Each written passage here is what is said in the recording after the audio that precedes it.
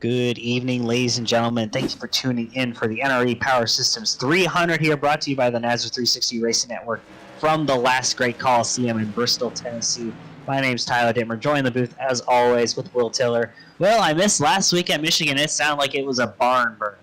Ooh, man, it was probably, I'd have to say, in my opinion, the best race of the season. We had Steve Barnett come up with the upset win, I'd have to say, in that 42 truck. We had other drivers finish on top of other drivers crossing that start-finish line. It was a wild one, to say the least. And when you look at how that kind of shakes up the fact that we're looking at our season-long standings, we've had 5 different winners through 5 races so far. Justin White leads the way with points of our points leaders. But when you look beyond that, I mean, it's anyone's race further on back to get into the top 16. It really is, and with a race like this here tonight at Bristol, it's going to be a race of endurance. It's going to be the last man standing at a track like this, because we know, Tyler, how races at Bristol pan out. Those cars get beat up, they get dented, they get scraped along. Trucks that crash out early in this race could come back and win the race here tonight. So who knows if we'll have our 6th race winner in a row here tonight. And trust me, I understand that feeling entirely after having a rough race at Bristol, after coming in leading the points in one of my own leagues. Not making the championship 4 was a heartbreaker after racing at Bristol. But when you look at the battle from 15th through 20th in points, I mean, 20th position is only 16 points behind the cutoff line. That's Cody Knott sitting there in 20th. And Brandon Brodfa, who's in 15th, is only 14 points clear of the cutoff line. That's less than 2 stage worths of points. And with the way that Bristol races and the fact that we have a 300-lap race tonight at Bristol can really determine how things are going to shape out moving forward in this NRE Power Systems 300 and also in the Nazareth Sim Racer Hub.com Truck Series. Yeah, and you see how important those wins are. You look at Steve Barnett looking at those point standings there, Tyler. Steve jumped all the way from 21 spots up into 5th. So we're already seeing how important it is to get a race victory here. Looking at Justin White at the top of the table, Robert Richards has a win. The boss man himself, Brady LaBeouf, has a win, as well as Sean Hamilton. But there are a few drivers out there, Tyler, that I really think is going to break through here the next couple weeks. Been racing really strong the past couple weeks, just have bad luck at the end. I feel like some of those drivers are going to bust through here tonight. And one of those drivers being Kyle Hess, last week's Hard Luck Award winner for Blanchard's Towing. I mean, Kyle Hess has just been up and down. I mean, he has 2 poles on the year of his 4 starts. He only has 1 top 5 and 1 top 10 to show for it. He's sitting on the outside looking in currently in 18th position. He is in 12 points behind the cut line. But then you look, as you said, at Steve Barnett, a driver who gets a surprise win last week.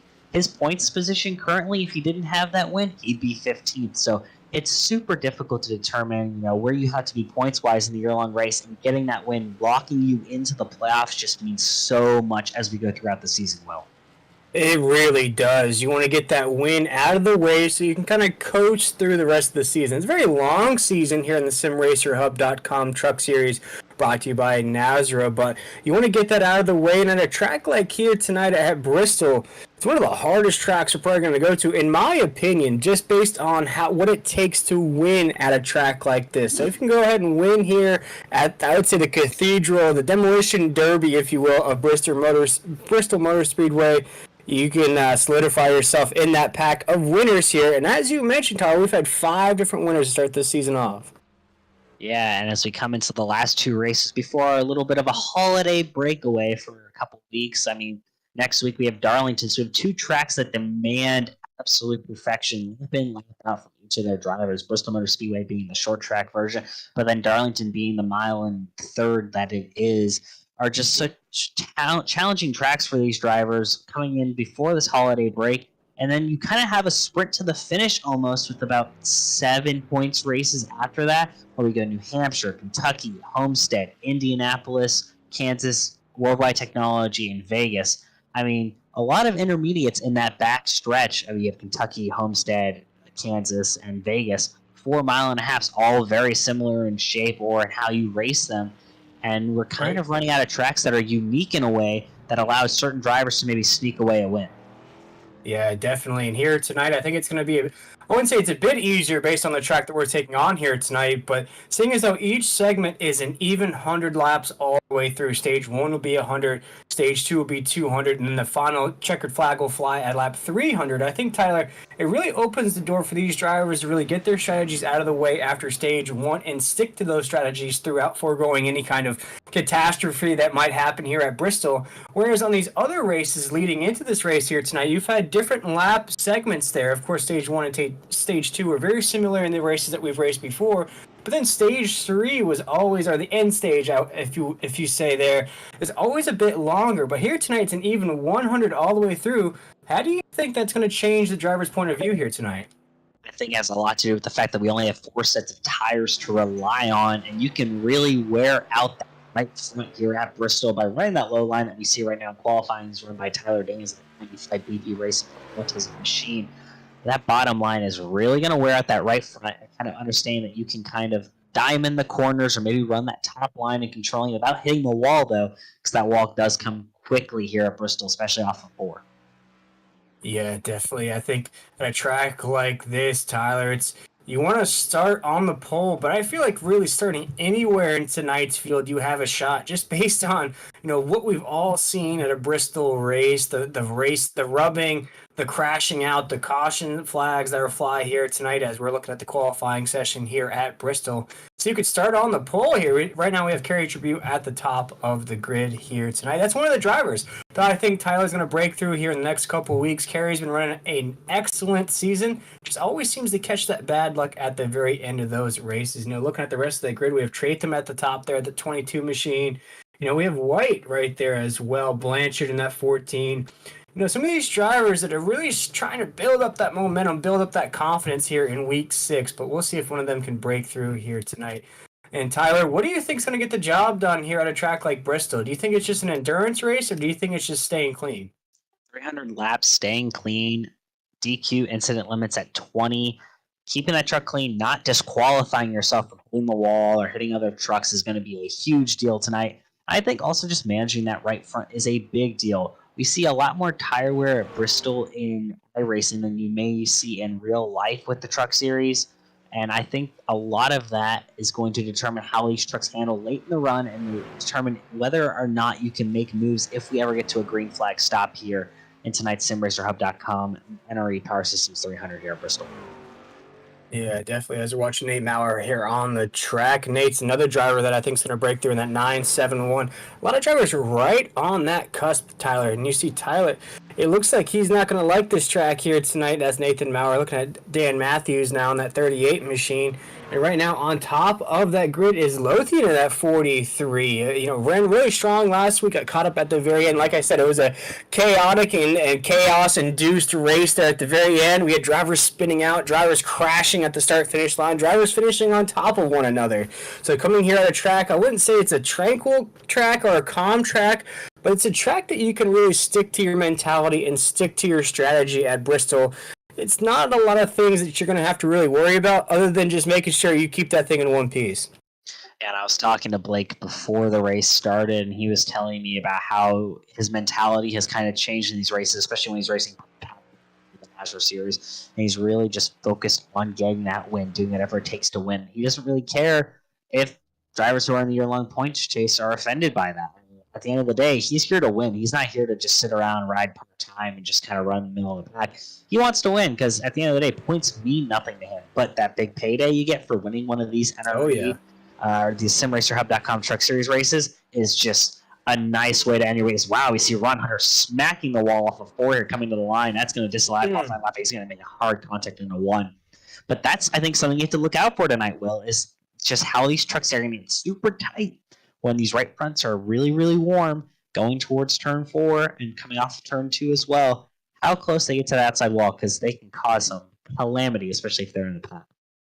Yeah, definitely. I see a lot of inside line running here tonight. Of course, you can go outside. You can try to make those passes to the outside, but you just touched on it there, Tyler.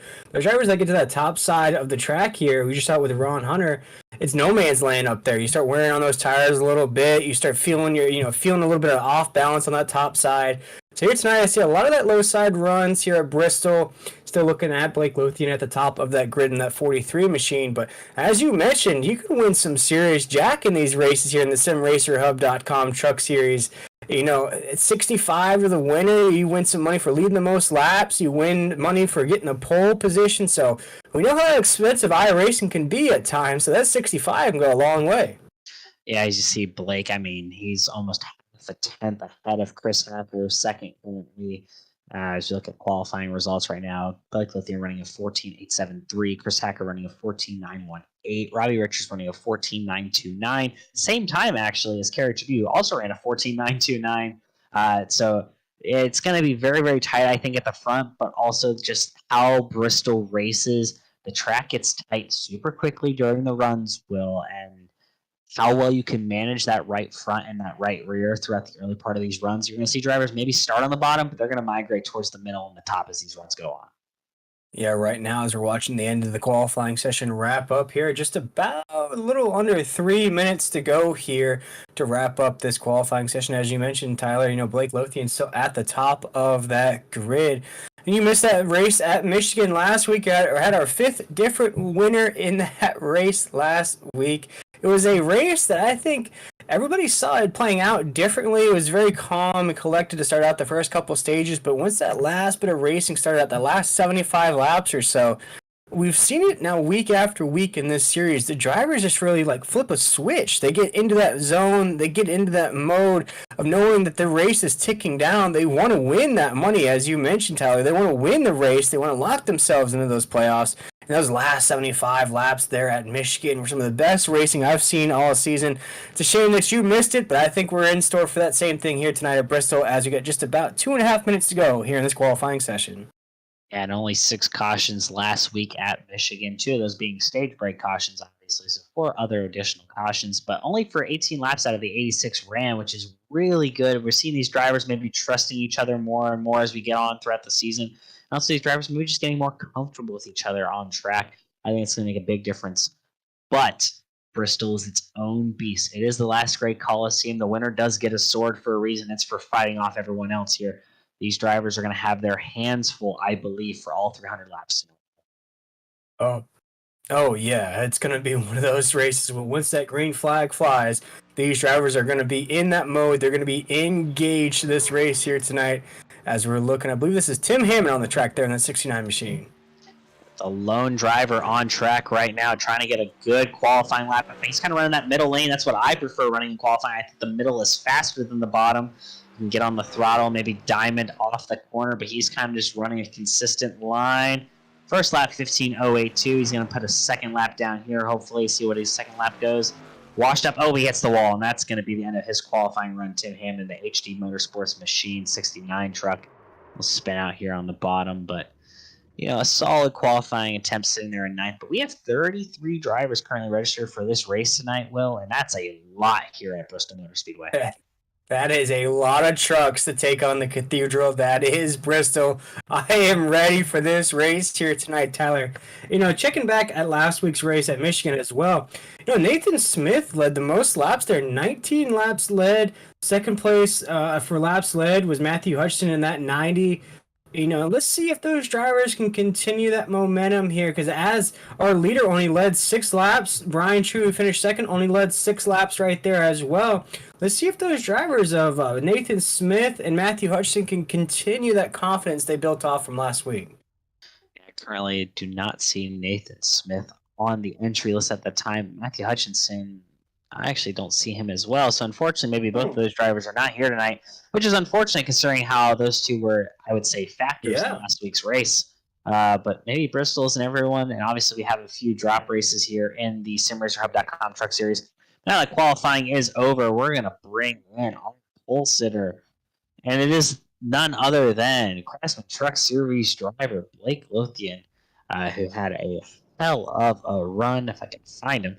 Maybe he's not showing up on here. Once I can find him, we'll try and bring him in here for an interview. But, I mean, just an absolute flyer of a lap in that 43 machine from Wellesley, Mass. I mean, he was the fastest truck in practice by almost a tenth. And almost half a tenth faster than everyone else in qualifying. So he's definitely a driver to keep an eye out for. He definitely is. We look at his run last week, Blake Lothian there going down that grid. It doesn't look like I'm seeing his name on those results from last week there, Tyler. So it looks like he may have taken last week off. Not seeing him in those finishing results for Michigan. So coming in tonight here, very fresh, very ready to go, ready to win this race here tonight. Could be our 6th different winner in a row. And I think that just really speaks to the competition level here in this series, Tyler, because, just like yourself, I call it a lot of different leagues across different series, trucks, cup cars, Indy cars. But I don't think I've ever seen a season start out this way where we've had 5 different winners and maybe a 6th here tonight. Like the only series I can think of is our Friday night series, the Triple M Point Truck Series. I believe we had 5 different winners to start the year in that season this past year as well.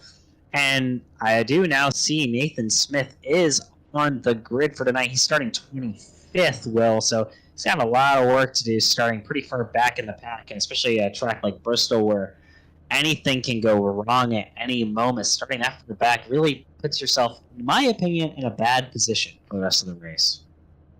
You're in that carnage zone, I'd have to say, Tyler. You're in that pack of cars that if anything goes wrong at a track like Bristol, it's a domino effect. We spoke about it here on other broadcasts here on the Nazareth 360 Racing Network. If one car starts to go, maybe it's in that middle, that danger zone lane, if that one car starts to go, they're all going to go. There's not been many instances here that we've had caution flags where it's just one car, and usually if it is, it's just one car going sideways. But here tonight, watch out for the carnage. And we're going to roll off our grid here. Blake Lothian qualifying P1, as we said. Chris Hacker P2. Robert Richards starting off 3rd. Kerry Tribute 4th. Jason Morales rolls off at number 5. Nathan Maurer rolls off in that number 6 slot. Cody Trantham 7th. Justin White rolls 8. Tim Hammond number 9. And Chris Blanchard number 10. Number 11 will be Tyler Daniels. I'll just keep going for us because I know sometimes you don't always get to be able to see. But Ron Hunter will roll off 12th. Jonathan Wiley, 13th. Zachary Douse, 14th. Charles Keller, 15th. Cody Sanderson, 16th. Curtis Rogers, 17th. And Brandon Broadfoot, the last driver to put in a qualifying time, will roll off 18. You can see the rest of the grid here. Everyone beyond 18th did not put down a lap time. So they were randomly assigned a position to start this race, Will. Yes, sir. And this is Bristol, baby. This is week number 6 of the SimRacerHub.com Truck Series, brought to you by Nazareth. We're live on the Nazareth 360 Racing Network. We are ready to rock and roll here tonight from Bristol. I am curious to see, Tyler, if we'll have our 6th winner here, 6th different winner here in this series. I am ready for the carnage that is Bristol. As we'll see Blake Lothian and Chris Hacker leading our field to green. The iRacing pace truck looking to make that hard left turn down pit road. There he goes down pit lane. Barney the flagman waiting to get the green flag. We are green flag underway here at the last Coliseum at Bristol Motor Speedway. Blake Lothian gets a decent start. Chris Hacker will roll 2nd as they're going to go single file 1 and 2. And we're going to have chaos behind as we're double file through the rest of the field. Yeah, as Lothian's going to take us down into the corner. Still our race leader right there. You see here a lot of the guys trying to find their lanes, trying to find to work with their comfortableness here as Lothian's going to take us around corner right now. We're 2 laps into this race here tonight. As mentioned there in this broadcast, we're going to do one stage of 100. Going to race it down to stage number 200 right there, and then race it down to 300. So an even 100 across the board here, Tyler, as Blake Lothian still our race leader. Pretty much single file throughout the field. First battle for position is around 11th and 12th between Tyler Daniels and Zachary Douse, but right now Daniels is going to slide back behind Douse for the meantime. Nope, he can't make it stick. Tim Hammond looking to the outside of Justin White for it looks to be about 8th. Tim Hammond's going to make the fast look, but Chris Blanchard's slow on the inside right now. Caution flag is out. Yeah, caution flag's already flown here tonight at Bristol. Oh, big incident here. Daniel spinning under caution, catches, I want to say, Cody Sanderson in the 88. Uh-oh. That's not what people like to see. Crashes under caution. Looks like the 96 here. I'm not sure exactly who the 96 is. Gets a little bit loose and then loses it here off the corner. Torrey Thompson, not the pole sitter tonight, that'd be Blake Lothian, but Torrey Thompson spins out on his own. Is stuck on the bottom, and that's actually what caused the 96 to spin out, avoiding the 95 spin out, avoiding the 96 there. A couple other trucks involved, unfortunately. But what a way, though, there, Tyler. I know, unfortunately, he just collected one driver in that unfortunate right there at vent. But what a way for the 96 to smack those brakes as hard as he could there inside of that truck and make sure he didn't take out the rest of the field. You saw the rest of the field come thundering by right there. Oh my goodness, I don't think he made contact. No, there's Tyler Daniels. He had to jerk the wheel and got the truck unsettled, and he's going to come back in front, hit Cody Sanderson in the front. He's going to tow that thing back to pit lane. Maybe didn't necessarily need a tow, but he's going to take the tow as everyone's going to try to get restacked as we were only about 2 to 3 laps in here. Drivers trying to figure out their position in line for the meanwhile, but nothing else has really changed up front. Blake Lothian still first, Chris Hacker second, third Robbie Richards, fourth Kerry Tribune, and fifth Jason Morales rounding the top 5. Looks like someone is going to get a wave around. That is going to be the 14 of Christopher Blanchard. He may have had a penalty to start the race to serve. Uncertain why he's a lap down, but he has gotten his lap back. He should be on the lead lap. Yeah, and I think an important aspect for the folks at home to realize here in the SimRacerHub.com Truck Series, there is no fast repair. So if your favorite driver gets collected early or takes heavy damage, that driver's going to have to work very hard to get that truck back onto the racetrack, or in some instances, Tyler, retire early. You know, we saw it last week at Michigan. If you take that heavy damage, you take that damage, you can't get that truck back onto the racetrack. You unfortunately have to retire to race like this. And I think I like having no fast repairs. It makes you think a little bit, makes you think about the decisions on the racetrack. The goal is to make the drivers be necessarily patient and not rush into maybe moves that would be forgiven in the situation of fast repair. Interested to see how Cody Sanderson's 88 truck does after hitting the 95 of Tyler Daniels there, as Daniels is avoiding Thompson. Both BP Racing for Autism drivers, Daniels and Thompson. So unfortunately, the Hoosier Daddy Motorsports number 88 kind of getting involved there in something that was not of his own making, but Blake Lothian still leads out front. We are waiting for them to get restacked double file. We're already on lap number 8. Looking at lap number 9, probably should get the one to go this time well, but that is part of Bristol. Although the pace laps are short, we seem to have a lot of them. No, and this is fantastic here. Again, this is week number 6 of the SimRacerHub.com Truck Series. We have had 5 different winners here so far, going for our 6th in a row here tonight. Blake Lothian started on the pole, is still on the pole here tonight. We've had our first caution. I think we're going to have a lot more here, Tyler, as this race ticks down. I think it's going to be a war of attrition. We talked about at the beginning of the broadcast. Is it going to be survival, or is it going to be talent, which gets you to the end of this thing? And I think maybe a little bit of both, but right now seeming on the edge of survival. Blake Lothian getting ready to take the field back to green. Obviously, still as outside is Chris Hacker in that number 15 machine iRacing pace truck, looking to make that hard left turn down the front stretch pit road. Lothian game to the Geico restart zone. He hits the gas. We're off, underway on lap number 10. Here, Blake Lothian gets well clear of Hacker into turn 1 and 2. Yeah, Hacker's trying to follow there to the inside. He's going to follow him down the backstretch right now. Blake Lothian's going to take us down to 3 and 4. Oh, race leader, that 43 truck right there. You see Hacker in that all black, looking like Johnny Cash here tonight. Right behind Blake Lothian. They're separating from the third place car of Robbie Richards. And Robbie Richards ahead of Kerry Tribune, but behind them, Jason Morales and Nathan for position number 5. At the meantime, Morales on the bottom and on the top. Maurer is going to get the run off the corner. Morales is going to get the run into the corner. Maurer will hold position in that lap, but they're still battling side by side. Behind them is the number 22 of Cody Trantham, looking to maybe capitalize. It's a little bit ahead of us here in the 3 and 4. Yeah, a lot of movement behind that 48 truck. You see it right on your screen there, down that front stretch. The 48 truck solid right there in that 33rd spot, but you see he's got a lot of movement right behind him there, Ty. A lot of guys that want to get up there to the top, work on that position, but you see an interesting line being run from that 48. He is middle on the entry of the corner and then slides down low side to exit.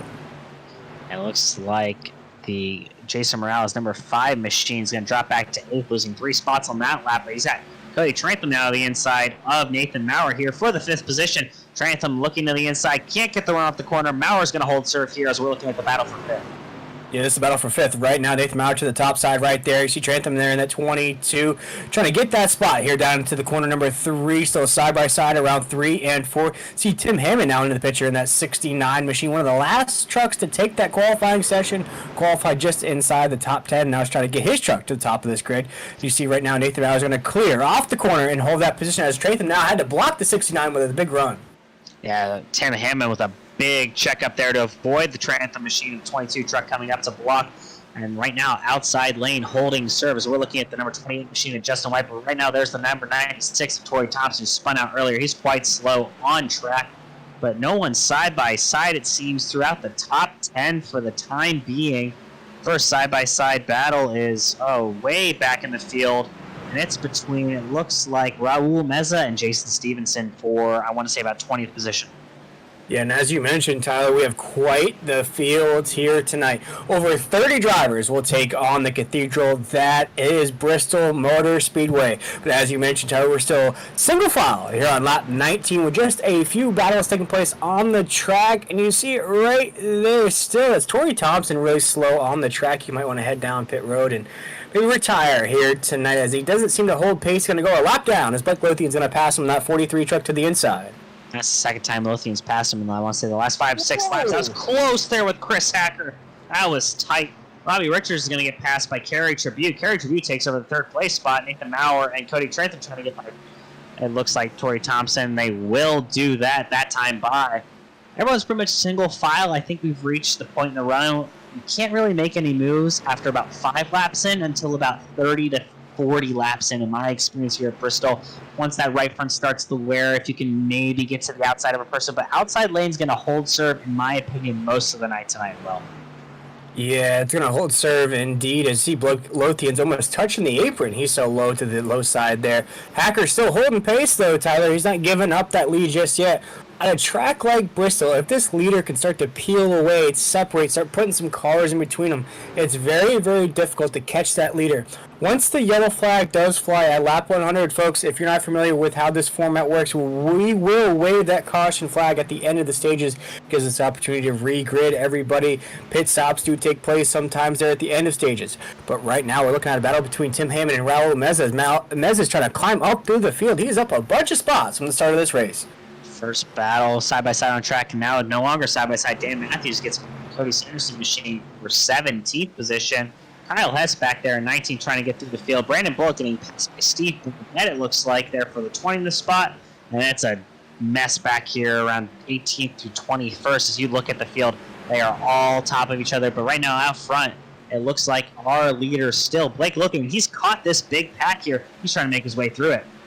Yeah, he's slicing and dicing, making Kill Bill Volume 4 here tonight at Bristol. He's going to go high side here, make sure he's got a good enough run off of 4, and he's just going to slice and dice his way through this track like a knife set at Sam's Club. Right now, you see him already on the back of that 31. He's just holding pace. He's just taking his time to put these guys a lap down. He's going to go ahead and do that right here on the exit of 4. Now he's got some more trucks in his sights here on the entry of 1. He's just cruising so far here tonight, Tyler. Yeah, he's going to get by Nathan Smith there, lap him. So about a lap Cody Knott next, and then Sean Hamilton and Tyler Thurman next on his menu. Only one truck separating him. Oh, he's in a big contact there with the number. I'm not sure who that one is, but it looked like, Cody Knott gets sent sideways by Blake Lothian. Almost a disaster here for the front of the field. But now Blake Lothian's going to try to put Sean Hamilton a lap down. Sean Hamilton just behind Tyler Thurman. Blake Lothian has one truck between him and Chris Hacker in the battle for first and second. Yeah, just one truck in between the leader and second place. But what it does right now is Hacker's going to go to the inside of Blake Lothian. Blake Lothian's getting lost in translation right now with all these lapped cars. Now he's got Hacker to the inside. He's going to lose that pace. Right in front of him, Cody Sanderson gets sideways. That was a big incident. You're 4 wide. Hacker's going to take the lead over Blake Lothian. We have a new leader, the 15 of Chris Hacker. Sorry to interrupt, Will, but that was a crazy moment as Sanderson got sideways. That is A-okay with me, as now Chris Hacker's our race leader. Blake Lothian got pinched up there with all that chaos ensuing. Now he's having to play follow leader, and Chris Hacker there as a 43 truck looked like he got loose off the corners. Now Chris Hacker's going to get to the inside groove as we cross the line here at lap 35. I think that's going to be a story tonight, is how will you get through lap traffic. Blake Lothian, yes, he went to the outside. He was making good progress, but it takes one lap truck. A caution's out. We have a caution flag on the track. But as I was saying, Will, it takes just one truck to get loose, and the leader is put in a terrible position. And Chris Hacker capitalized and took the lead there. Yeah, as we look at our second caution of the night here on the NASCAR 360 Racing Network, we'll see what brought out this caution. Kerry Tribune's going to get hit from behind. Does he take any damage? Ooh, just a little bit to that back bumper. Not much, though, for that 7 truck.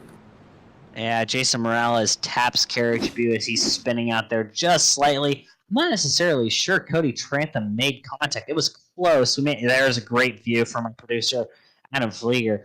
I mean, Adam giving us the absolute views we want. No contact yet. Still no contact. Trantham actually backs off. We'll have to see if there's any contact here, but I'm not so sure. Oh, maybe here on entry. Yep, there it is. Trantham just barely gets a well. That's hard though. You try to go into that corner, the guy in front of you is almost checking up or letting off a little bit too early. In that spot, Tratham couldn't really do anything, Tyler. You know, you're going to fault the guy for ramming the other guy on the corner. But in that situation, I mean, you can't go low side and try to let off at the same time, or else you're going to get loose. You see it right now on the back of that truck. See if Tratham did it aggressively or just mistakenly tapped him. You see right now, he lets off, as you mentioned, Tyler. He's going to fade back a lot. Then here on the entry of the corner, he's going to try to take his line, but it looks like just a hard check up in front of him just hits him square right in the back there, and there's really nothing you can do in that 22 truck. The slightest amount of contact, too, there from Tratham onto Carrie Tribute. It's not like he hit him overly hard. I'm not necessarily sure how much of contact was made. Tribute overcorrecting, obviously, just didn't save it as well as he probably could have. Maybe if he would have just hard left it, maybe slammed on the brakes, he wouldn't have made contact with the inside wall, but that's too much of a risk. He's going to try and make that save, and Morales gets a little bit of Tribute, but I don't think it's going to hurt either. No, and I really don't think there's any malicious, thing from that move. As you mentioned on that replay, Tratham just tried to slow down as much as he could, even let off there down that backstretch. So on the entry of the corner, it was the slightest contact, but it's that contact, though, Tyler, that Carey it made him uncomfortable. It made him get on the wheel a little bit more, and as you mentioned, he just oversteered and got sideways. Just kind of one of those racing deals. As you see right now, we only have, it looks like 22 drivers on the lead lap. Blake Lothian and Chris Hacker made pretty quick work of that field. I mean, we weren't even halfway in the stage and they were already lapping the field. So something that to keep an eye out, especially these stages are each 100 laps apiece, as these drivers maybe have longer and longer green flag runs. How many trucks will go a lap down at the hand of our two leaders? Oof, we saw it at Michigan last week where the leader started lapping the field. We had cautions started to pile up as well, which put more trucks under a lap there. I think at one point we may have only had 12 or 13 trucks on the lead lap. I think we had maybe about 10 or 11 to finish the race under the lead lap. But here at Bristol, I think it's going to be tight. I think it's going to be very hard to stay on that lead lap if you're not maybe inside that top 15, top 12 even, maybe there later in this race. Because as you mentioned, Tyler, if you're on that lower end, let's say 15 on down, you're in the calamity zone, let's name it there, where if the dominoes start to fall in front of you, you have nowhere to go. You're going to make contact. You're going to have contact on that truck. You're going to have a lot of things in front of you. You're going to have other lap trucks. It's going to be very difficult for you to maybe get a lap back as we're back under green here at Bristol. Yeah, Hacker gets a good jump on Lothian, and Mauer's going to get a good jump on Richards. Mauer's underside Richards for third position. He's going to hold and take over third place. Richards drops back to fourth. It looks like in fifth is going to be, I want to say, the Morales number 5 machine. But right now, top 5, Hacker, Lothian, Mauer, Richards, and Morales. We have a battle for 6 between the Tim Hammond machine and it looks like Zachary Douse. So those two battling hard side by side for about 6th. You see it right there, the side-by-side down into the corner. Single file in front of them right now. This is a battle to get the 6th position. You see it right there on your screen still, side-by-side. The 69 truck and Douse battling it out right there for the 6th position. Just briefly on your screen right there, right behind that 5 truck. Looks like Tim Hammond's going to clear that position, hold on to the 6th spot. He is, and that's going to allow Douse to get a little bit of a company from Brockton Packer, who's looking to make to the inside state, 7th position away, but everyone's going to single file out for now. So we're going to see the first side-by-side battle is for 9th between Ron Hunter and Donnie Lyons. You see it right there on your screen. Oh, a little bit of fading out there. As now you're starting to see everybody starting to battle for position here on lap 45. We're just about halfway through stage number 1 here in SimRacerHub.com Truck Series. This is week number 6 here, Tyler. And the action has already kicked off here pretty aggressively as that 38 truck's going to squeeze up the truck right there. He's going to fight it down into the corner. But now they have to check up there, Tyler. So my question to you, how difficult is it to pass like at a track like Bristol? You see right there the big run out of the 38 truck, but then you have a truck in front of you have to worry about on the inside. So even though you might have the speed, the truck in front of you doesn't. And that's the part of Bristol that makes it so difficult is the traffic that happens. Dan Matthews was on the inside of Curtis Rogers behind Charles Keller, though. Neither of them can go anywhere. Looks like Curtis Rogers is going to try and get to the outside of Charles Keller. He's going to look, and he will be to the outside of Charles Keller for the 12th and 13th position. So Rogers getting by Matthews. But now Justin White is pulling up on, I want to say, the Ron Hunter number 30 machine. So just White to the inside of Ron Hunter, Curtis Rogers, and Charles Keller right behind them side by side. Charles Keller's have to lift a lot there off of turn number 2. It looked like White and Hunter still battling side by side as they come across the track. White gets super loose off the corner. That's going to allow Rogers to maybe go to the outside. Yeah, it looks like right there as White is one of those winners we spoke about to start off this broadcast here tonight. Trying to be our first 2-time winner of this season here, but has a tough battle on his hands right now as he crosses the line. We're under caution once again. And not necessarily shocking to see another caution here. Bristol will, and will be a story of the night. We'll get about 10 to 15 laps. Looks like the number 7 machine, Kerry Tribute, had been around again. I wonder what happened this time, per se, but Kerry Tribute, his night has gone from good to bad to worse, it seems. Yeah, it's unfortunate for that 7 truck. I felt like Kerry was coming on into tonight, trying to build off those performances the first 5 weeks of the season. We've seen it out of that 7 truck, Adam. He has the speed, he has the skill. Just always catches some bad luck in these races. That is why we have certain awards like the Blanchard's Towing and Recovery Hard Luck Award. Last week's winner, Kyle Hess. Maybe this week's winner, Kerry Tribute. And we're going to check out this replay here in just a minute to give you folks at home a good look at what happened to that 7 truck once again here. And we'll see. We're getting this replay revved up for you. See what occurred here to bring out, I believe, our 3rd caution of the night so far, Tyler. Not as many cautions as I thought here, just about halfway through stage number 1. They're starting to rack up here. Yeah, they are starting to rack up. It looks like Kerry Tribute will get his lap back, but Kerry Tribute and looks like Jason Stevenson. That may be on Tribute. Did Tribute overcook the corner? Did Stevenson come down? Nope, Tribute overcooked the corner there, bringing out that caution as they're going to do a little synchronized spin here through the corner. But yeah, it looks like Tribute may have gotten a little hot. Stevenson goes around, and that's all she wrote. Yeah, we'll watch it here once again. And for the 7 truck, that's very difficult because you can only really see out of that driver's side point of view. Of course, you can see it when the trucks are going by you, Tyler. In that instance, I'm almost curious to think if he didn't see that truck to the outside coming into that corner a little hot and just unfortunately made contact. The thing is, with that position, he should have seen that truck coming into the corner. He still may have been trying to stay off of, Stevenson and that 93 machine, but it's just so difficult at a track like Bristol to stay off of that truck on the outside sometimes.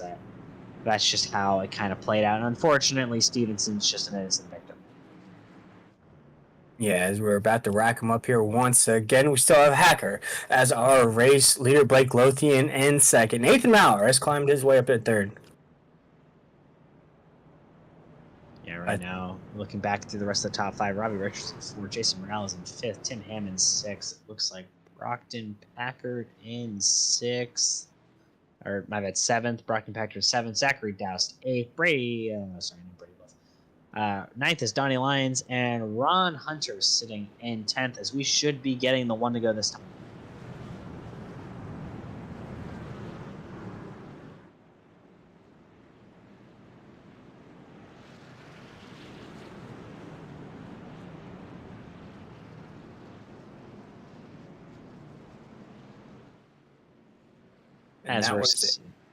Sorry about that. Well, as I say, as we're about to get ready to restart here in stage number 1, we are running out. Well, we're past halfway in stage number 1. At least we're on lap 55, coming to lap 56. Chris Hacker still in the lead after taking the lead, fighting through lap traffic, through by Blake Lothian. We're going to go green here. Hacker to the front as we enter 1 and 2. He's clear of Lothian. Yeah, it looks like you got a good push from Nathan Mallow right there on the inside lane with a big move from Hacker to go to the top side to block Blake Lothian here as we come around the corner to the start-finish line. And not a lot of 2x2 action. Brockton Packer underneath Tim Hammond, and looks like maybe Jason Morales. But other than that, we're pretty much single file through the top 10. Dan Matthews to the outside of Justin White, but he seems to have gotten clear off of 2. Dan Matthews ahead of Justin White. Now Hunter, he's looking for a top 10 spot.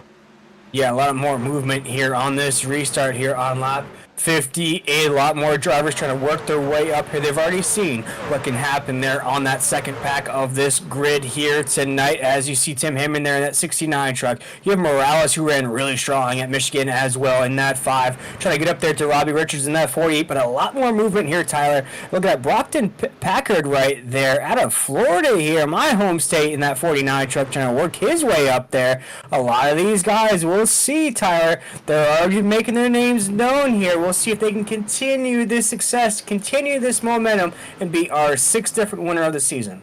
He's going to slot himself between Donnie Lyons and Zachary Dowse. Zachary Dowse looking to the inside of Tim Hammond here in 3 and 4. He can't get the move to stick. Brockton Packer is going to go to the outside of Zachary Dowse, maybe in 1 and 2. Can they get the move to stick? Well, we're a 2x2 here. Got a little pack of 4. Donnie Lyons and Zachary Dowse to the inside. Tim Hammond and Brockton Packer to the outside. And I always love a 4-pack, Tyler, especially in racing here as we dig down to corner number 1. This is very sketchy, though, here at Bristol. If one false move is made here, all these trucks will go down as Tim Hammond's going to lead us down to the corner. Going to ride that middle lane. We're almost 3 wide at Bristol there for a moment. And then across his line, the 69 truck spins that tire, spins the tail just a little bit. And we are under caution here once again from Bristol. I think maybe Brockton Packer hit the wall there after caution came out, but the caution is not for that great battle for about 6th on back. The caution is further back in the field. Tyler Thurman and Michael J. Boyd here looking at the 81 of Michael J. Boyd with Cody Sanderson, the 88 machine, behind him. Not necessarily sure what happened yet. Maybe we'll get a better angle here. You see right there. It's just brief contact there on the corner of the 88 truck. Oh, 88 gets hard spun around there. 88 hard into the outside wall. That may be Cody Sanderson's night. And Michael it's upside down, it seemed.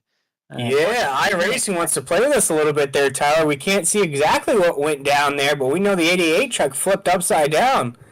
81 of Michael J. Boyd ends up upside down. 88 ends up like a top, spinning around. 7 of Kerry Tribute's involved again. It seems just a little bit of a tease here from iRacing. There's Michael J. Boyd's 81 truck upside down at one point. Sanderson still backwards at this point in time. There's the 89 of Sean Hamilton of HG Motorsports. Just a crazy wreck. We're going to have to put pieces together because of iRacing, but wow, well, I mean, I've not seen a truck upside down at Bristol for a while.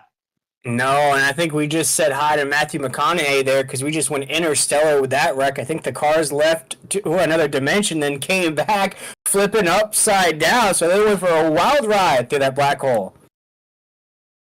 For certain, as we're looking at the way the rest of the field is looking at, Sanderson's already taking his truck to the virtual garage. Sanderson's night is done. Other drivers whose nights are done: Brady LaBeouf, Tyler Daniels, Torrey Thompson. Tags that list. It looks like Michael J. Boyd will be over as well. So 5 trucks not finishing the race tonight. Trucks that are a lap down, we have Kerry Tribute, Christopher Blanchard, Steve Barnett, and Nathan Smith, that 31 truck. So some big names in the last couple weeks, kind of struggling right now here at Bristol. Yeah, definitely. And I think I spoke about when we started this broadcast off here tonight. I feel like it's going to be some different names that really rise to the occasion here tonight, have our 6th different winner of the season. Because I think a lot of these drivers may have had bad luck, may have had bad races to come into this race here tonight at Bristol, but still have that confidence. I know, for instance, I spoke to Tim Hammond off air in that 69 truck. He's really feeling that he's competitive in this series. He has a fast truck, but with no wins on the season. Had to miss a race there. Unfortunately, got DQ'd before the race even started. But coming into tonight's race, I feel like that's one driver in particular that has a lot of confidence. I feel like that's all the way through the field as well, Tyler. I think a lot of these drivers are confident in their abilities. Maybe they're confident in their abilities, but that may hamper them finishing this race. I think Bristol confidence may be a detriment at certain points because the right front wears so much and this track is so tight and so narrow that maybe you need to be a little bit more hesitant, Will. Yeah, I think in a race like this, you want to try to stay calm. You want to try to stay cool. You want to make sure you don't get entangled in any unfortunate events that we've already seen so far here tonight at Bristol. You want to keep yourself inside the top 10. You know, of course, things can happen inside the top 10 as well, but you want to make sure you keep this truck clean as we're about to go Great Flag Racing once again from Bristol. Yeah, Chris Hacker early into the Geico restart zone. He gets another great jump as always. Blake Lothian sitting there in second. Nathan Maury inside of Blake Lothian. He had a great restart. He may look to get third. Lothian makes contact with the outside wall.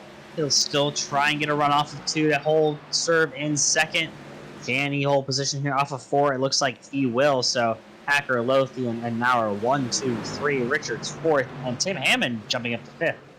And you see Chris Hackard up there, the man in black. Johnny Cash himself up there, blocking both lanes just an instance there as we come around to this front stretch here. Going to take another lap down here in stage number 1. You saw him blocking both Nathan Maurer and Lothian. You see it right there. It's an interesting line once again I'm seeing out of this truck here at the top of this grid. He's going to go very high right there on 3 and 4. It's a little bit of a different line right there. I think you saw Lothian coming to that 43 truck, but down into 1.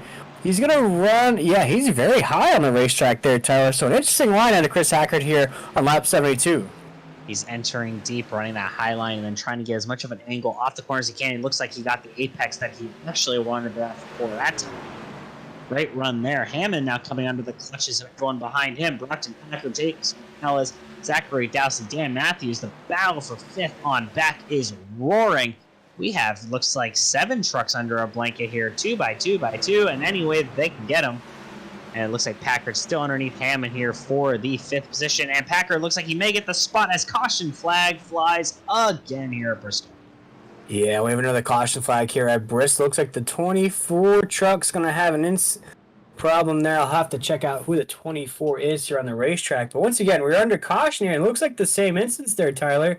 Or it looks like, oh no, that's going to be a single car instance. The 24 is just going to go low and hit that apron. And that is something you may see a few times tonight with how big of a difference there is between the apron and the racing surface. Broadfoot spins. Oh, it looks like he collects the driver. I'm not sure who that is. But someone got to the back of Brandon Broadfoot and immediately went up the track and hit hard into the outside wall. Don't tell me that's who I think is it is. Kerry Tribune again? No. A night goes from bad to worse. Kerry Tribune cannot buy a break tonight. I was looking at Broadfoot spinning, and Tribune just hits him and lifts that left front up and hard into the outside wall. Man, you got to feel for that 7 truck. You know, I just spoke about it a little while ago. Kerry's been racing really strong here week in and week out. You know, looking back last week at Michigan, look where that 7 truck finished. You know, looking down that grid, he finished in the 19th position.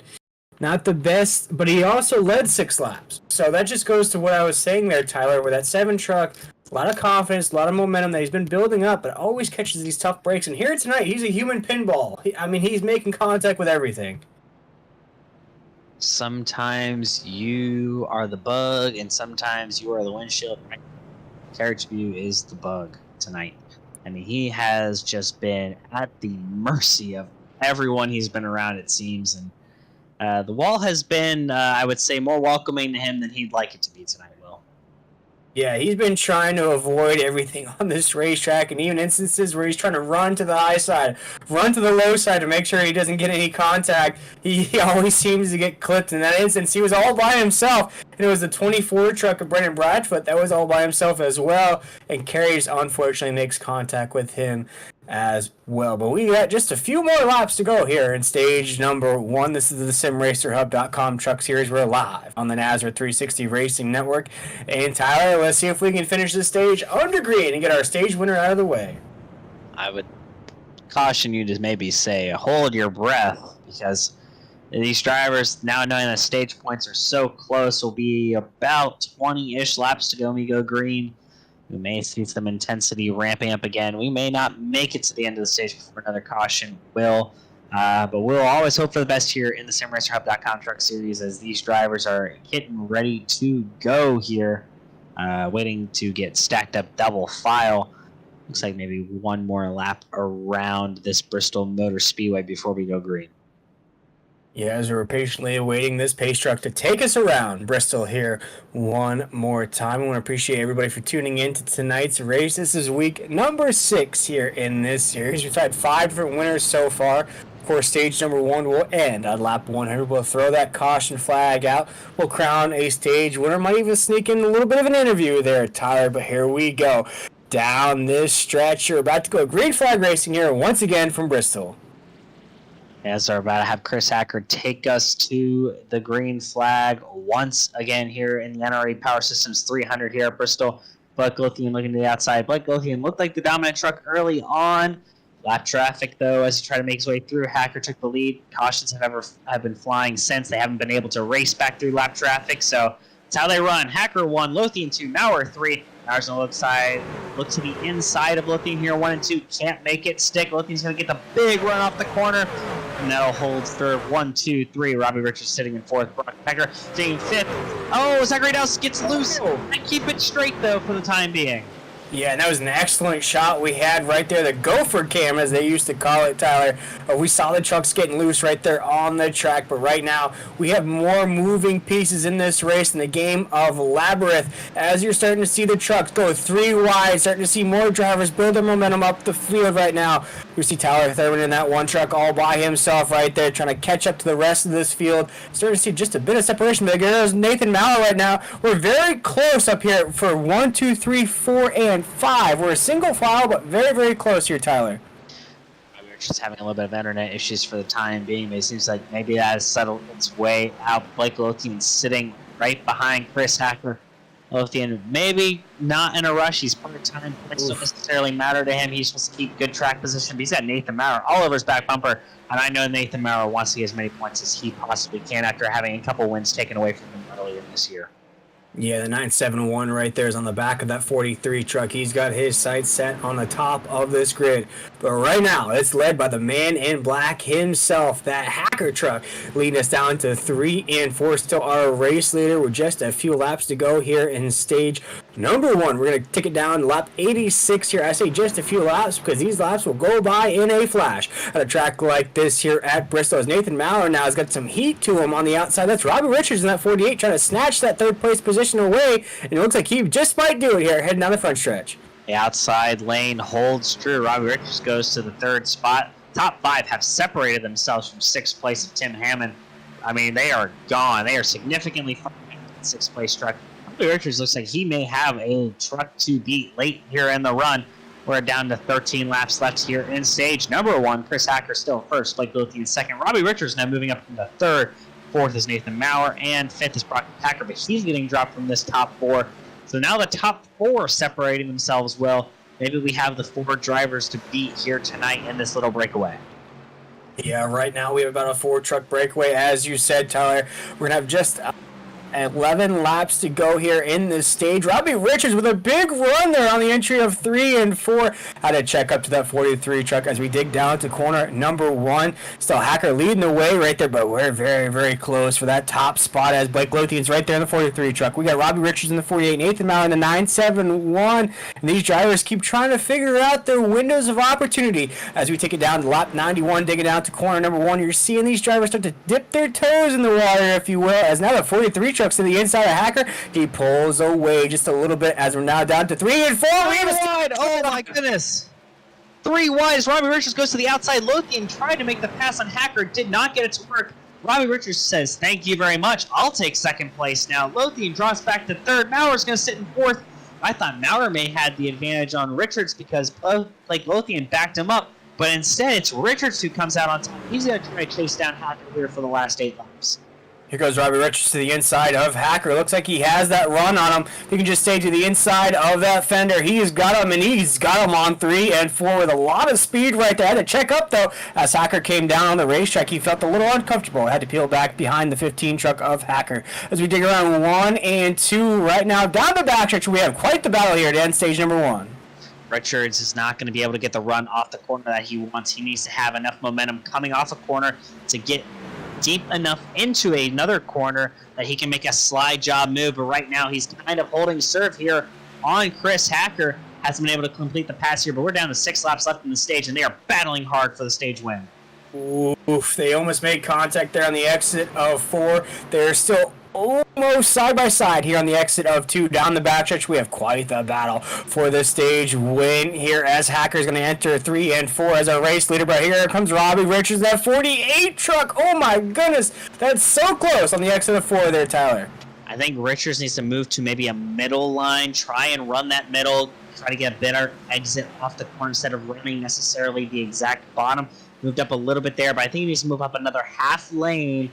Really be on the floor. Oh, Hacker's got to make a move around Ron Hunter, that 30 machine. It's going to really throw off his entry. Richards is going to have a decent enough run off the corner. If he can dive bomb it here into this one, there's only 3 laps left in the stage. This could get really tight here at the end, folks. Oof, off of 4 right now. We have 2 laps to go here in the stage as we have Hacker, we have Robbie Richards down the backstretch side by side on the entry of 3 and 4. We have a side by side battle for the stage win, but the 48 clears them there. Tyler going to cross this line with 1 lap to go. Contact made, but they keep it straight for the time. Oh no, they're around. Mauer taking the lead. They're both into the wall. That's going to end the stage. Oh my goodness. Wow. As you see, Chris Hacker's truck is now in the catch fence here at Bristol. He is stuck in that fence. Some fans are going to get some lucky souvenirs, some pieces off that 15 truck as Robbie Richards and Chris Hacker collect each other there. Hacker's going to get the worst of it, go up into the catch fence here at Bristol. Wow, you saw it being very, very close, almost airtight there for a few laps, Tyler. But you never really expected this as the 48. Oh, no. Is that what I think it is? It looked like some netcode there, Will. It looked like some netcode, which is unfortunate. But, Adam, our producer, if we could go back to 2 corners before what led to this point in time, if we could go back about a full lap, I think we're going to be able to break down. And I apologize to all the fans at home, us getting very excited here, but that was chaotic right there. Started right there, Adam. All right, so we start here. That lap truck throws off Chris Hacker's line. So Hacker had a bad exit. That allows Richards to almost clear him on this corner, but that gets him enough of an entry point into this following corner where he can drive in deep enough. Hacker is a little bit loose. They're still going to side by side. Hacker can't get clear anymore like he was able to off the corner. This is going to allow Richards to dive in, get clear, slide up. Hacker's going to drop to the bottom. I thought they had wrecked here, Will. I mean, they both are sideways. What a great save by both drivers. And then they just come back together. Netcode rears its ugly head. Man. And wow, Nathan Mauer and Blake Lothian were saying thank you very much. It's probably the 2 fastest drivers long run out of this race. Oh, and you see Chris Hacker's truck is up into that catch fence. As I mentioned, some fans are going to walk away with some cool souvenirs, probably pieces of that 15 truck. But I was just about to mention that Robbie Richards in the 48 has a win this season. Chris Hacker doesn't. We saw the run that he had last week. It was very strong last week at Michigan. Unfortunately, here tonight, he's going to have to retire that 15 truck down pit road, probably park that thing in the garage. It's going to be a little hot, I'd have to imagine, Tyler, after battling out with the 48, which all you can do, really, you can be mad for tonight, but then you got to look forward to next week. And you always got to keep moving on. But that allowed Nathan Mauer to win the stage. Another stage win for Nathan Mauer. And we're going to now talk to our stage winner, Nathan Mauer. Nathan, I mean, the chaos in front of you that led to you winning stage number 1. How does it feel to get that win? I don't want stage wins anymore. I don't know how many stage wins I had this season and nothing to show for it. I was very happy finishing P3 there, but I guess when life hands you lemons, make lemonade with it. But feel so bad for my teammate Robbie there. Yeah, I'm sure you guys seen it just as bad as I did up there in the booth. But we're up front. it's going to be hard. I don't know. Pit strategies, cautions every 20 laps. It's going to be whoever. It's going to. I don't know. I don't even know how to call this race yet. So see what happens here. But trying to get my first win in here. So close. And you've been up front in a lot of races, won a lot of stages. We're about to go green. We're going to let you go back to your team, but I just want to appreciate you taking the time to get a quick word in with us, and best luck the rest of the way, Nathan. Thanks. Pray that I get through this right here. Best of luck. That was your Stage 1 winner, Nathan Maurer. We had a little bit of a quick caution here. We are already sitting ready to get the green flag. New leader up front, Jonathan Wiley. Tyler Thurman second, Shane Hanson third, Raul Mesa fourth, Tim Hammond fifth, Brandon Brough sixth, Nathan Smith seventh, Nathan Maurer eighth, Lothian ninth, and Justin White 10th. As we are green flag underway, and Jonathan Wiley gets the restart of all restarts, and Tyler Thurman's going to lose another spot. Looks like he may drop back to third, so Raul Mesa is going to take over second. Yeah, as you see right there, Raul Meza right there in that 37 truck trying to hold off Thurman. We have a few new trucks up here in the mix after we just saw Hacker in the 48 get tagged up there of Robbie Richards. But now we have some new names. Raul Meza's up there after starting way down the grid. Has that 37 truck back in the mix, Tyler. Yeah, 37 truck of Raul Meza. I mean, he started all the way back in 30th. Did not post a qualifying lap, but he is now sitting up there in P2, and he's keeping pace with our leader, Jonathan Wiley, starting 13th. Important to note, though, Nathan Maurer, who started 7th on the restart, already moved his way up to 3rd. He got through that traffic rather quickly. I'm assuming most of these drivers up front on older tires did not put under that last stop. Nathan Maurer on fresh tires. He's going to try and get back to the lead as quickly as possible. He's already sitting 3rd, and that's going to be a huge advantage for him as he's left those drivers who are on the same pitch strategy as him, such as Blake Lothian, all the way back in about 7th or 8th. Yeah, and you see right now it's starting to get comfortable here in stage number 2. We're going to race it down to lap 200, and that yellow flag will fly once again. We've already had a bunch so far here tonight, Tyler. But looking back at the 15 truck of Chris Hackett after that incident with the 48, I believe this is Chris's only second race of the season. And unfortunately, to get tagged up like that pretty early in this race, that was the end of stage number 1. So a lot of potential at that 15 truck, but unfortunately his night's not going to end. Hopefully we'll see him next week here in the SimRacerHub.com Truck Series.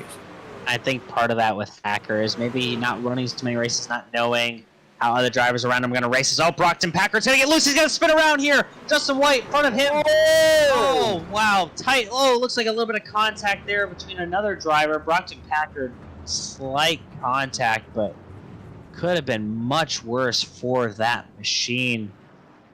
Most part, though, get away with that relatively cleanly. We watched that live, folks, and we're going to check it out on the poll instant replay. He's already loose. Justin White kind of just finished off the spin, but looks like he exited the corner. Yeah, he's already sideways here at this point. We're going to watch this replay here live on the NASRA 360 Racing Network, and you see his top side on the racetrack right there, Tyler. See what exactly happens here on this replay. Hopefully we don't have another instance of the net code. No, he's going to get sideways, so he's fighting that truck there on the exit of the corner. Oof. He's saving it, and just the briefest of touches on that fender gets him sideways. Yeah, and White just kind of finishes off that spin for Packard. Packard was already pretty much sideways. Nothing else really White could do. It looks like White may spin out there on the bottom, but could have been much worse. Brandon Brough, a little bit of contact there. Otherwise, I think everyone else does avoid Packard, so could have been much, much worse just spinning in front of the field like he was. Yeah, it could have been much worse indeed. It's that domino effect that I've mentioned here on this broadcast. If one truck falls, they all tend to fall here. All right, now we're just a few laps into stage number 2. We had quite the finish for stage number 1. We almost saw looks like the pace truck had a little bit of an instance there. Had to hit a speed bump or something there, Tyler. Just reappeared on the track. But with the end of stage number 1 there, how crazy it got, how we had a lot of more moving pieces. Do you feel like stage 2 is going to play out the same way? I think as we get further and further in this race, more drivers can have higher incident numbers, and that's going to make them be more conservative. And obviously, these drivers are getting knocked out of the race as well. It's going to have a big effect. Maurer's already back up to the lead. His nearest competition is going to be Blake Lothian, who's sitting in 4th on the same pit strategy. So it will be interesting to see how it plays out the rest of the way. But I think we're going to see maybe a little bit of a lull in cautions, hopefully, the rest of the way. We get some more green flag action and get this race further and further into its completion. Yes, right now the 971 truck of Nathan Maurer is going to lead us around. Looks like the pace lights are still on of that pace truck just momentarily. Looks like we're going to go side by side. We're thinking about going side by side here tonight at Bristol. But once again, we want to thank everybody for tuning in here tonight. This is week number 6 here in the SimRacerHub.com Truck Series. This is the NRE Power Systems 300. We're going to run 300 laps here tonight at Bristol. Here we go, Tyler. We're going to get gridded up here. And I believe this is our last lap under caution. It should be 2x2x2. Nathan Maurer going to lead the field to green this time. So after already making pit stops, unlike Wiley and Meza, who had no discussion. Maurer's going to get back to the front. He's going to be on the outside. Blake Lothian, his nearest rival, is also going to be on the outside. So Lothian hoping he can get a really good restart here and maybe jump ahead of Wiley and be able to chase down Mountain for this race lead. Yeah, Wiley right there. He's ready to hold that spot there on the inside. Got Blake Lothian in the mix. Raul Meza up there as well. Morales. So some of these drivers really maintain their positions on the racetrack through everything we've had here tonight. So let's see if these drivers can stay in these spots that they've held since the drop of the green flag. But here we go, Tyler. The green flag is in the air. Oh, wow. Jonathan Wiley gets a great restart there. I thought Maurer was the leader, but maybe Wiley was. I'm very unsure how that worked out. Maurer's going to get a great run off the corner, though. He's going to take over the lead. Blake Lothian also gets a great run off the corner. Lothian drops up to second, and who I thought was going to be first and second after a lap is actually first and second after a lap here at Bristol. Yeah, it looks like Wiley in that 11 truck's having a bit of an issue there on the inside lane. Not holding the same pace as he thought he wanted to have there on that restart. As now I see Morales is going to take advantage of that. A little tricky there, rocking similar paint schemes, but Morales is going to take advantage of that. Follow that 43 truck of Blake Lothian. As now right there we have Wiley and Raul Meza side by side. I believe this is to stay inside of the top 5 right there. Nope, the 37 is going to hold that position around the corner right now as we head down the front stretch. We got a battle for, I believe this is the 6th spot, as it looks like Wiley is just drifting back on the track there, Tyler. We have a new leader, Blake Lothian, up front. Gets by Nathan Maurer on the outside. So, new leader, Blake Lothian, number 43 machine, in second. Jason Morales, third. Fourth is Zachary Dowson. Fifth is Raul Meza. So, new top 5. Blake Lothian, though, back up front after being pole sitter and fastest in practice and leading about the first 30 laps. Yeah, see if he can hold that spot up there. We saw what happened, though. Once he occurred some of those lapped cars, he started to slow down. He almost got trapped up there on the inside. Almost a disaster for that 43 truck. Very, very lucky in that instance indeed. As now we're a little bit more fanned out here at the top of the grid. Let's see what other action we got going on here. Still single file there past the leaders. We see right there Raul Meza in that 37 truck. A few more battles going on. We see Chris Blanchard there at 17 as well. This is the calamity zone, if you will. It's the second half of the grid. A lot of these drivers are going to be hungry. A lot of these drivers are going to be almost anxious to get their trucks up on that top side of the grid as we see a slow car to the inside. Looks like the 89 truck right there. I believe that's Hamilton in that 89. It's going to go to the inside of Raul Meza. An overtake there. I believe this is for about the 6th position there, Tyler. That was actually the battle for 5th. Donnie Lyons going to get by, as will Curtis Rogers. Raul Meza struggling mightily. Justin White now looking to the inside. Brandon Bullock will be the next one line after that. But back up front, Sean Hamilton has his hands full with Donnie Lyons here for, it looks like, I want to say, the 5th position. Yeah, and Sean Hamilton has a win on the season in the 89 truck, but here comes Lyon to the inside. So if you can hold this speed around 3 and 4, it gets very loose off of 4. That's okay, though. He's holding on to that rocket as we dig down to 1 and 2. Still holding that pace down the backstretch. See Hamilton make contact with the outside wall. That's going to kill a lot of speed. As now Lyon's going to go door to door with him down the front stretch. Lyon's got to make sure that his truck doesn't get too loose there on the bottom when he spins out, trying to make the pass on Hamilton. That may be how the banking progresses off onto the straightaway. The way it kind of levels out makes that right rear really light and makes the truck want to spin around sometimes. You're making a pass on the bottom, especially later in a run. They're both running down a lap car of Cody Sanderson. Sean Hamilton's still going to hold on to the 5th position for the time being. no side-by-side battles for a while. We have another caution flag out here on the Speedway. I want to say it's for the 31 machine of Nathan Smith. Yeah, Nathan Smith, we spoke about him to start off this broadcast. A driver that I felt like was going to really shine here tonight. Led a lot of laps last week. Had a great run at Michigan, but here tonight just seeming to struggle. And Bristol will do that to you, Tyler. Bristol will make you humble. Yeah, we have Jonathan Wiley, Nathan Smith, Cody Trantham, and Steve Burnett all in frame of each other. Dan Matthews super slow on the outside. Bunch of people disappearing. Really hard to tell exactly what happened, but maybe it got 3 wide there for an incident. Oh, wow. Charles Keller Jr. in the 99 machine sideways. Nathan Smith seems to have hit him. We'll have to rewind that just a little bit there because it looks like the 31 truck's going to come. No, the 99. There we go. Better view there. It looks like the 38 got sent around. The 99 gets sent around, and chaos follows everything behind it. We'll get a better view here as Dan Matthews to the outside ahead of the 99, Charles Keller. Not sure who's on the bottom there of Dan Matthews. Matthews and Hacker have both taken their cars to the garage. Yep, Matthews just gets loose on his own. And Keller is the victim here on this one, I think, Will. And you see right there, hard contact on the apex of 3 and 4. You see what happens with the 99 here. Oh, Brockton Packard once again. Brockton Packard involved. Heavy hit for Packard. 99 makes contact further up the road with someone else, it looks like. Yeah, maybe it's just the backstretch here. Yeah, Keller into the outside wall. Tyler Thurman barely avoided him, I believe. Maybe a little bit internet issue with Keller. And Nathan Smith makes slight contact. Maybe. It's just so hard to tell, folks, with how internet for different drivers works and who exactly may or may not have been involved. But we can say for sure, 99 Charles Keller, 38 Dan Matthews, and I want to say whatever the Brockton Packard machine is, that's the 49. He is also involved. He actually has a meatball flag, so his night's pretty much done, as well as the 38 Dan Matthews also getting the meatball flag. So they have damages that are beyond simple repairs, and both of them are pretty much done for the night, as is Tristan Rogers, who has also gone behind the virtual.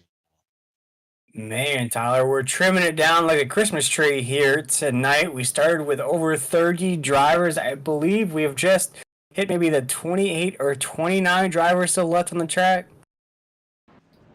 It's not many. I would say about 27 drivers, probably a little bit less, maybe about 25 drivers left on track now. But only 19 drivers left on the lead lap. A couple drivers one lap down, including NRE Richards. Yeah, that's good for that 48 machine still in the mix. He's got that truck back out there as well. It's good to see him back in the field. Maybe getting some, maybe just some cherished laps here at Bristol. Make sure he's still in the point standings because we know how much those DNFs can count against you. Of course, he has a win on this season, so it's not going to hurt too much if he decides to park that 48 truck, but good on him to keep that truck out there in that 48 machine. As right now, we see Blake Lothian on the outside. We see Nathan Maurer to the inside. We see Morales in that 5 truck as well. And you see right there, that's the number 3 truck, a driver that we really called out much here this season, Tyler, but he's got his name up there as well. Yeah, and it's important to note, like with Robbie Richards, who was involved in an earlier incident, you may not realize how many points are still up for grabs. Stage 2 we're not even halfway to Stage 2 yet. Enough drivers get involved in this incident. Robbie Richards, who's a lap down, currently may find himself in stage points at the end of Stage 2 at this point, Will. So it's worth staying out. But Blake Lothian gets a heck of a restart there from Barney the Flagman. He's going to be well and clear away into 1 and 2. Nathan Maurer second, Zachary Dowse third. Jason Morales is going to slot in the 4th, and Donnie Lyons going to move in 5th. You see right now, you see a lot of moving parts start off here. This green flag drops here on lap 139. You see Blake Lothian with a huge jump, as you mentioned, Tyler, running that high side lane, almost touching that high side. That's that Dale Jr. line that we're all used to seeing there. Now Nathan Maurer's got a battle on his hands right there. That's the 3 truck of Dowse to see if he can get around him. But we're still single file here around the corner. Single file is what most drivers are hoping to see for quite a while as we get further and further in this race. 140 laps now complete of 300. We're on lap 141. Not much has changed up front. Still Lothian, Maurer, Dowse, Morales, and Lyons. They are very tightly to the top. And Mauer's going to look to the inside of the 43 truck right there. Lothian's run across the strike down into corner number 1 here, lap 142, creeping up to just about the halfway point here in stage number 2. Nathan Mauer looks like he has the run, but he wants to play it safe. He wants to keep it clean, but he's still to the inside here, coming off a 2. Yeah, off the 2. Mauer looks to the inside still of Lothian. Douse is going to look to the outside of Mauer now. Be careful if you're Mauer. Don't want to give up that outside. So that's how most passes are made here, is when you go to the bottom, someone goes to your outside, and you are out of luck. Mauer still to the inside of Lothian. Can't make the move work. Douse now to the outside of Mauer for that second position for the time being. Yeah, but he's going to be stuck right there on that top side lane as Nathan Mauer still stuck to the inside here, down into 3, trying to ride that momentum. Blake Lothian sees all of this happening in his rear view. Nathan Mauer gets just a bit loose there on the exit of 4. Down to corner number 1, they're still side by side for a second, but until Douse can clear Nathan Mauer for that position, Douse is basically stuck there on the top side. We're stuck there on the bottom side. He's going to speed third. Now we have another caution flag. Uncertain for what this one is, but we are now under caution again tonight. We'll have to see exactly what the replay was for here. Yeah, we'll check out this replay here live on the NASR 360 Racing Network. Taking a look here. Is that Raul Meza in that 37? It is Raul Meza 37 underneath Ron Hunter in that 30 machine. We'll have to see exactly what happened to both of these drivers. Looks like Meza is maybe a little loose. Oh, yeah. You already started to see him sliding there on the entry of the corner. That tail is just going to slide right underneath him there. Is he coming off? No, actually, what's going to happen in front of him? Yeah, big wreck here. Nathan Smith, Jason Stevens, Cody Trantham, Ron Hunter all involved. And Raul Meza, nowhere to go. Christopher Blanchard also involved. Big wreck here. It looks like on the back straightaway. See if the booth can rewind that for us there to see what initiated that wreck in front of Raul Meza. We thought it might have been Raul Meza in that 37. We see right there. No, look at there, right there on the apex of the corner. We already start to see some trucks touch. It's the 2 white trucks there right on the apex of the corner, right in front of the 37. We'll see them almost touch there on the apex there, Tyler. Yeah, I think it's Nathan Smith and Jason Stevenson. Smith looking to the outside of Jason Stevenson. There we go. We're looking now on board Nathan Smith. Stevenson comes down a little bit. Now Smith comes down on Stevenson as Stevenson comes back up. And they both hit, and that's all she wrote. I think Smith actually got a little bit lucky. He just kind of hit the Stevenson truck and then hit the wall. I don't think he hit anything else after, unless he gets loose again. But Blanchard, Meza, and Trantham all heavily involved here. It's very unfortunate for those 3 drivers. And I'm curious to know what happened to the 22 truck of Trantham. We saw Trantham up there during stage 1, say for the good 75-80% of the start of this race here tonight. And now it's just faltered. And now you see him in another incident there in that 22. He's going to take heavy damage here in this instance. Was running way back on this field. So I'm interested to know what may have happened in this 22 machine that really started out this race very, very strong. It is hard to tell exactly what happened to Trantham. I have not kept great tabs on him throughout the night, but unfortunately he is now 2 laps down in 22nd position. But guess who is now back on the lead lap? It is the number 48 of Robbie Richards, and he's in 15th position. We still have about 50 laps to go in the stage. He could end up getting stage points at the end of this stage 2 here, Will. And that just shows how important it is to keep your truck out there, even after a caution flag, even with no fast repairs. If you can get that thing repaired enough to get it back out on the track, who knows what can unravel at a track like Bristol here tonight. As now watching Blake Lothian still as our race leader. Right there has Dallas in that 3, Nathan Mauer in 3rd, and it looks like Morales in that 5 truck in 4th position. We're starting to see that battle starting to brew here at the top of the grid. As this pace truck will take us to the line, we're going to go grade 5 racing here once again in the NRE Power Systems 300.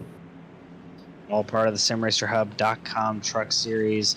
Again, leader is Blake Lothian, Zachary Douse on the inside. Then you have Nathan Mauer and Jason Morales running out for number 2. Donnie Lyons and Curtis Rogers running out for 3. I want to say, is that Cody Knott? It is Cody Knott and Justin White in row number 4. Props to Cody Knott after getting involved in an incident early. He's now moved his way up into the top 10. You see Blake Lothian with another great restart. There's going to separate himself there, but we have quite the battle for second on our hands right now. Nathan Maurer to the inside of Dow. See if he can hold that line. He does not, as Douse is going to clear there across the strike here on lap 152. Nathan Maurer now has to hold off Morales there to the outside in that 5 truck. Nathan Maurer is stuck to the inside lane. He has nowhere to go as he's about to get past once again from that 5 truck as Douse with a huge move to try to block Nathan Maurer. That makes him uncomfortable. And at 971, we'll see what happens at this battle at the top. Yeah, Douse with the late apex. Maurer was worried that he may have chopped his nose off, had to lift there on exit. Morales got a good run off the corner, but kind of in a stalemate right now. But Maurer wants to get off the bottom because he is tearing that right front to shreds for the time being. Donnie Lyons is into the wall there. Yeah, as you mentioned, Nathan Maurer is on an island down there all by himself. He's starting to paint those volleyballs, starting to yell out Wilson because he has nobody down there to the inside. As you see right now, he's going to try to make a run there on Douse to the inside of the corner. Not going to be enough, though. It looks like he might have a little bit of company there on the inside lane. He needs that tire if he wants to improve his position and take a little bit of heat off those tires. He had the spot to move up to the outside if he wanted it, but he did not want to ride behind Douse at all. He's going to try and get second here. Lothian has tons of company behind him. Now Maurer's looking for the lead. Maurer may have enough to make a move here. He's outrunning that outside lane for the time being. Yeah, he needs to hold that line. He needs to do everything he can. Shred those Goodyear Eagles if you have to. Get in front of Douse in that 3 truck. And you see Douse is going to close that gap once again. Leave no room for that 971 to come to the top side. He said, no, you cannot come to our party. He's going to cross the strike here. And he does just that, though. He clears Douse across that line. Now he's solidified himself on the top side right behind Blake Lothian, that 43 truck. And he goes for the lead here on 3 and 4. He had the run because he went to the outside behind Lothian in 1 and 2 that one time. 3 could not get it to stick enough. Now he's going to be stuck on the bottom. He may need to get back up behind Lothian if he can't make the move soon, or else Douse is going to close that gap, and then Maurer's going to drop back another spot. Maurer still trying to make that move work on the inside of Lothian. We're on lap 160 now. Now Lothian is starting to pull away in that outside lane. Maurer has no place to go up now as Douse is really close on the bumper of Lothian. But Lothian struggles off of 2 that time by Maurer running even with him through 3 and 4. You see right now, right there on the exit of 4, the 971 has an issue coming off of 4. Here, watch it here, Tyler, as we head down this backstretch on the entry of 3. Watch the 971's tail is going to slide a lot here on the exit of 4. Yeah, and that's part of that way the progressive banking kind of goes away on the straightaways. And now Maurer is stuck in no man's land unless he can get up soon, whether he clears Lothian or he gets in front of Douse. Because everyone right now in that outside lane is pretty much nose to tail, although a little bit of a gap now starting to form. And it looks like Douse almost makes contact with the outside wall that time. You see Nathan Maurer still to the inside right there. We're not going to cut away from this battle just yet as Nathan Maurer is trying to find anywhere to go. Looks like he's trying to get to the top side. Not going to have enough room, though, as Dallas in that 3 truck is right there in the 3rd spot. Nathan Maurer has to stay to the inside of the 43 truck. He has nowhere to go. If he wants to try to drift back, he's going to lose a lot of positions, although there is a gap now between the 43 and the 3. If Nathan Maurer wants to go to the top side and get right behind the 43 truck, and he does just that here on the entry of 1. Maurer's trying to find the balance of running as high as he can to make a move on Lothian versus also making sure he didn't get into Lothian because he doesn't want to end his night really either. And, well, he may have found that balance, but he looks to have the fast truck right now. He has regained all the ground he may have lost when he slid up behind Lothian. He is right on the back bumper. He's going to have a battle for 3rd now between Douse and Morales. They are side by side off 2.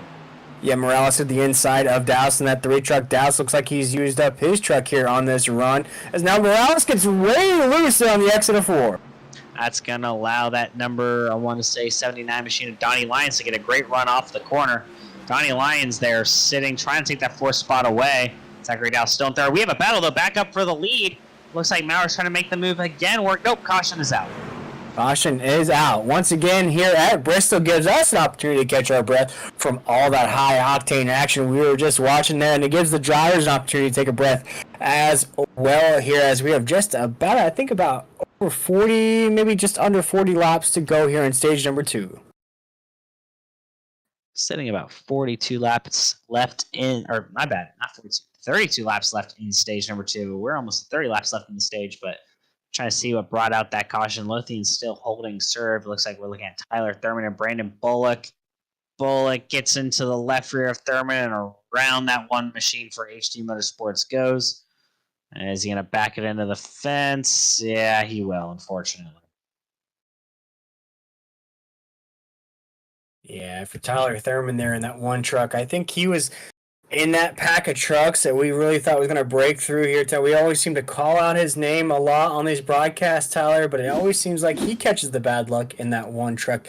Always looks fantastic with those paint schemes. Here tonight rocking that blue and the gold rims, yellow rims, if you will. Another bad break for that one truck here tonight at Bristol. A lot of drivers are going to get tagged up here at Bristol, and just a few weeks to go before we go on our holiday break here in the SimRacerHub.com Truck Series. You want to try to get that break, but some good finishes before you hit that break, Tyler. So you can come in after the holidays, everything with some momentum, some confidence, knowing that you can run in this series. Yes, looks like what a great job avoiding that incident by Hammond, Smith, and I want to say Kerry Tribute, who's had a rough night to say the least. Kerry Tribute 4 laps down right now, third. Looks like Nathan Smith's going to get his lap back this time, so that'll make 18 trucks on the lead. We had 32, I believe, start this race. Yeah, and that just goes to show you what Bristol can do. We spoke about when we started out this broadcast, it's going to be a race of endurance. It's going to be, to cue up the Call of Duty, it's going to be a free-for-all race. It's going to be the last driver standing at the end of this session here tonight. But in all intents and purposes, it has been that 43 truck of Blake Lothian at the top, with the exception of that stage number 1 there, with Nathan Maurer snatching that away from him there. It's been the 43 truck at the top of this grid, has held his line. The restarts have been perfect there. He's cleared his way there on those restarts. He's had some battles, though, at the top. Hasn't been all easy peasy there for that 43 truck, but the way he's been running, the speed he's had, the way he's able to control his lines, I think we might be looking at our 6 different winner here tonight. It could be Blake Lothian in that 43. I would argue that our other opportunity for a 6 different winner would be Nathan Maurer in that 9 machine. He has been, I would say, the only truck outside of Robbie Richards and Chris Hacker before they were both essentially eliminated from contention from their wreck to be able to keep pace with Blake Lothian. Maurer, maybe on older tires, can't make that pass work, but given an opportunity maybe on fresh tires late in the race, I could see Nathan Maurer making a move here to take the lead away from Blake Lothian if the opportunity presents itself. Yeah, and you look at Nathan Maurer's season so far right now in the 9th position in that point stable, has 2 top 10s on the season and a pole as well. So with a race victory here tonight, that should catapult him right inside that top 5 of the point standing. So not only would it be huge, it would be a lot of money in his pocket, but it also be a great spot to be in those points table as well. As we're coming around 3 and 4 right now, we're going to go green flag racing here and just about to end stage number 2 here from Bristol. And Nathan Maurer is no slouch. He's 4th in bonus points, which means he's had great runs in the stages, just haven't been able to put it together at the end of the race. Only 2 top 10s so far in the year. Blake Lothian leads the field of green. Nathan Maurer going to roll 2nd. Donnie Lyons to the great restart. He's going to jump up to 3rd. And Maurer holds serve in 2nd through 1 and 2. He should be able to quite easily. The battle for 4th. Jonathan Wiley gets clear. Zachary Dowse almost contact made between the two of them for 4th. Yeah, a huge battle for 4th taking place right now behind our leader. Looks like it's going to shake out as we head down to corner number 1. Blake Lothian still our leader in that 43 truck. Nathan Maurer in the 971. Now has to reel him in to try to get that spot. But Blake Lothian again with another rocket restart as we cross the line here. Make it 177 in the books as we dig down to corner number 1. And 25 laps left to go in stage number 2. Jonathan Wiley coming on strong here in stage number 2. Wonder if he maybe took a deferring pit strategy. Maybe he has some fresh tires compared to the leaders. Donnie Lyons sitting in 3rd. Battle for 5th right now between Sean Hamilton and Zachary Dowse. Hamilton getting to the inside of Dowse to give him position number 5. But right now out front, Blake Lothian still holding serve. Nathan Maurer 2nd, Donnie Lyons 3rd, Jonathan Wiley 4th, and Sean Hamilton in 5th. Yeah, it looks like Dowse was a lot more comfortable with other trucks on that top side lane with him. Now that he's running the top side by himself, doesn't look like he has that same speed as we saw him at the top of the grid. But still, a lot more battles we have ensuing on the track right now. Single file, it looks like a way down the grid right now, as we have a little bit of a battle right there. As you see the 69 truck of Tim Hammond right to the outside there. See if he can increase his position. He's drifted down a lot here on the grid. You see Morales now trying to get around Dallas there on the inside. They almost touched it on the corner. That's important, though, because this group has the last few spots in stage number 2 for points. Right now, last position in the points would be Kyle Hessner in the 6 machine. Tim Hammond behind him, Raul Meza behind them, also trying to move some stage points here late. Oh, hard contact. Cody Knott in the wall there, off 2. That's going to stack up Justin White. Hess is going to move forward into, it looks like, the 8th position. Make Justin White now the 10th place position truck. Raul Meza going to look to the inside of him here. It's a great battle for the last few points here in stage number 2. Now there goes Dallas in that 3 truck. He's all by himself. Now has Morales in that 5 truck. There's a big gap, though, as everything is bunched up to stay in. Front. Leaders involved. 3rd place, Donnie Lyons involved. Jonathan Wiley, Zachary Dowse, Raul Meza. That is a big wreck for a lot of big names in this race tonight. Oh, my goodness there, Tyler. Wow, that was just... It was an iceberg that the Titanic hit there. Nobody really saw it coming. You come off of corner number 4, and wham, there it is. You have a truck right in the middle of the path. And wouldn't you talk about those dominoes? Because a lot of dominoes just hit the floor there in that incident. Battle for 3rd, I want to say. Sean Hamilton, Donnie Lyons back up a little bit more. Looks like maybe it was a near 3-wide battle for 3rd between Lyons, Hamilton, and Wiley. Would need to back up a little better idea. This is the battle for 3rd.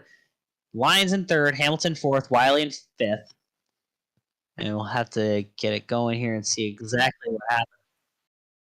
8th, 9th, 10th. Battle between Lyons, Hamilton, and Wiley. See it right here. It's going to be probably one of the biggest cautions we've had all night long here, Tyler. We'll see what happened here. Well, you see the front 2 right up there. So it was 3rd, 4th, and 5th before the incident happened. Because that's Blake Lothian and Nathan Maurer up there ahead on screen through the restart zone. Hamilton gets in the back of Donnie Lyons. Lyons comes down, misses Hamilton. So Hamilton gave him like a bump and run. Lyons and Wiley spin together. I mean, at this point, they have no control. You can see Lyons is on the brake. Well, maybe not as much as he should have been, though. And everyone has nowhere to go. And Dowse makes hard contact. And, Meza sideways, flipping over. Damage to the white machine. 65 of Curtis Rogers. Tim Hammond was involved. Jason 93. Stevenson, the 93, is involved. Wow. See, there's Tyler Thurman there in that 1 truck. Man. I mean, half the top 10, if not more, were involved in that. We were just talking about how they were racing for a points position there to end the stage. Right on board. I believe this is with the 93 truck. This is Jason Stevenson's onboard camera. He's going to see literally nowhere to go here.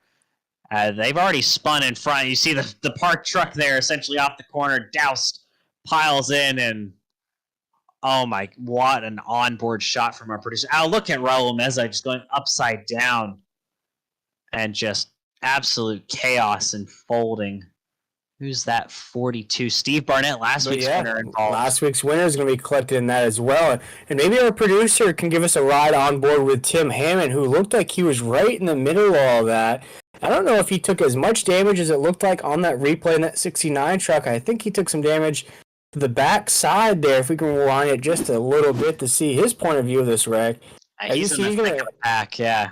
Yeah, he's going to have a front row seat to what happened there. Yeah, what he can't see, though, from the driver's perspective is the fact that the truck ahead's already parked, essentially, in the middle of the straightaway. He drops to the bottom, and here's a great view. That truck's parked. He just sees it now. And it looks like just absolute chaos. Into the back of Raul Meza. Into Donnie Lyon. I mean, there's some contact. I don't know how bad it is. Tim Hammond stayed on track. He's currently 5th, but... Yeah, it looks like he may have been one of the cars in the thick of it. Oh, man, look at that front end, though. But it looks like that's the only damage the 69 truck's going to take there. Didn't take any damage to the backside there, as you didn't see anybody ramming from behind. You didn't see that truck jump forward as we were on board there. So maybe of all the drivers that were involved in that, maybe it took the least amount of damage. Now we're back green flag racing. Blake Lothian first. You're going to give second to Nathan Maurer. Third, Tyler Thurman. Fourth, Justin White. And fifth, I want to say, is that Curtis Rogers? Uncertain. Yes, it is Curtis Rogers sitting in fifth. Tim Hammond in sixth currently as they run. Field is getting more and more spread out. But driver involved in a big wreck earlier. Robbie Richards now inside the top 10 thanks to that large wreck with a lot of big contenders here late in stage number 2 as we're 10 laps away from ending stage number 2 here at the NRE Power Systems 300 here for the SimRacerHub.com Truck Series.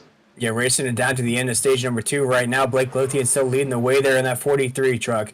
Looks like he's going to clear his way to stage number 2 victory here tonight. He's trying to cruise his way to a victory as well. It looks like Tyler Thurman's trying to hold on to the spot right now. Oh my goodness, things are getting crazy here at Bristol. Yeah, Justin White going to the outside lane here, trying to get to around to the outside of Tyler Thurman. He's to the outside of Tyler Thurman. Does he have the speed to make the pass work? Oh, he definitely does. Thurman looks like he may be hurting significantly. Give position number 3 to Justin White, but right now it is a 2-truck race out front. Blake Lothian and Nathan Maurer gone away from the field after all the wrecks that have happened so far tonight. Will maybe they're the only 2 trucks left who are running under full power. Yeah, maybe the cleanest truck still on the racetrack as well.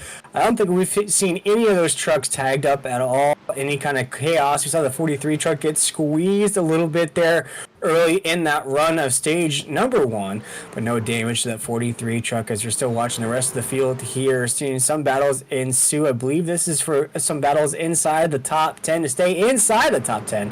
Get some of those most important points that you need here as we carry through the regular season. Tim Hammond trying to hold on to the spot down into the corner. Looks like he's just going to relinquish his spot.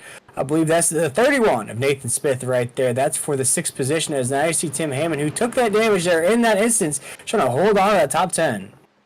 It looks like Robbie Richards, who was in the top 10 after his incident early, his engine may have expired, so much for trying to run laps and getting some stage points. Robbie Richards is now multiple laps down, no longer on track, but still out front. Blake Lothian leading the way as we have 2 laps to go in stage number 2.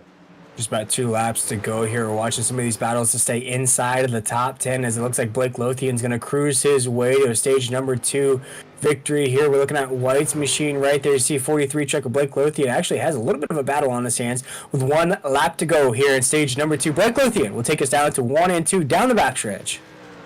Yeah, Blake Lothian just has been the man in charge here in stage number 2. Nathan Maurer not really pushing the envelope here as much. Blake Lothian wins stage number 2 here at Bristol Motor Speedway. Give Nathan Maurer 2nd.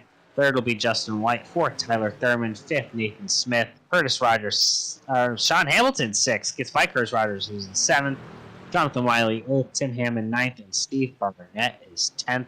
That'll end stage number 2 here tonight.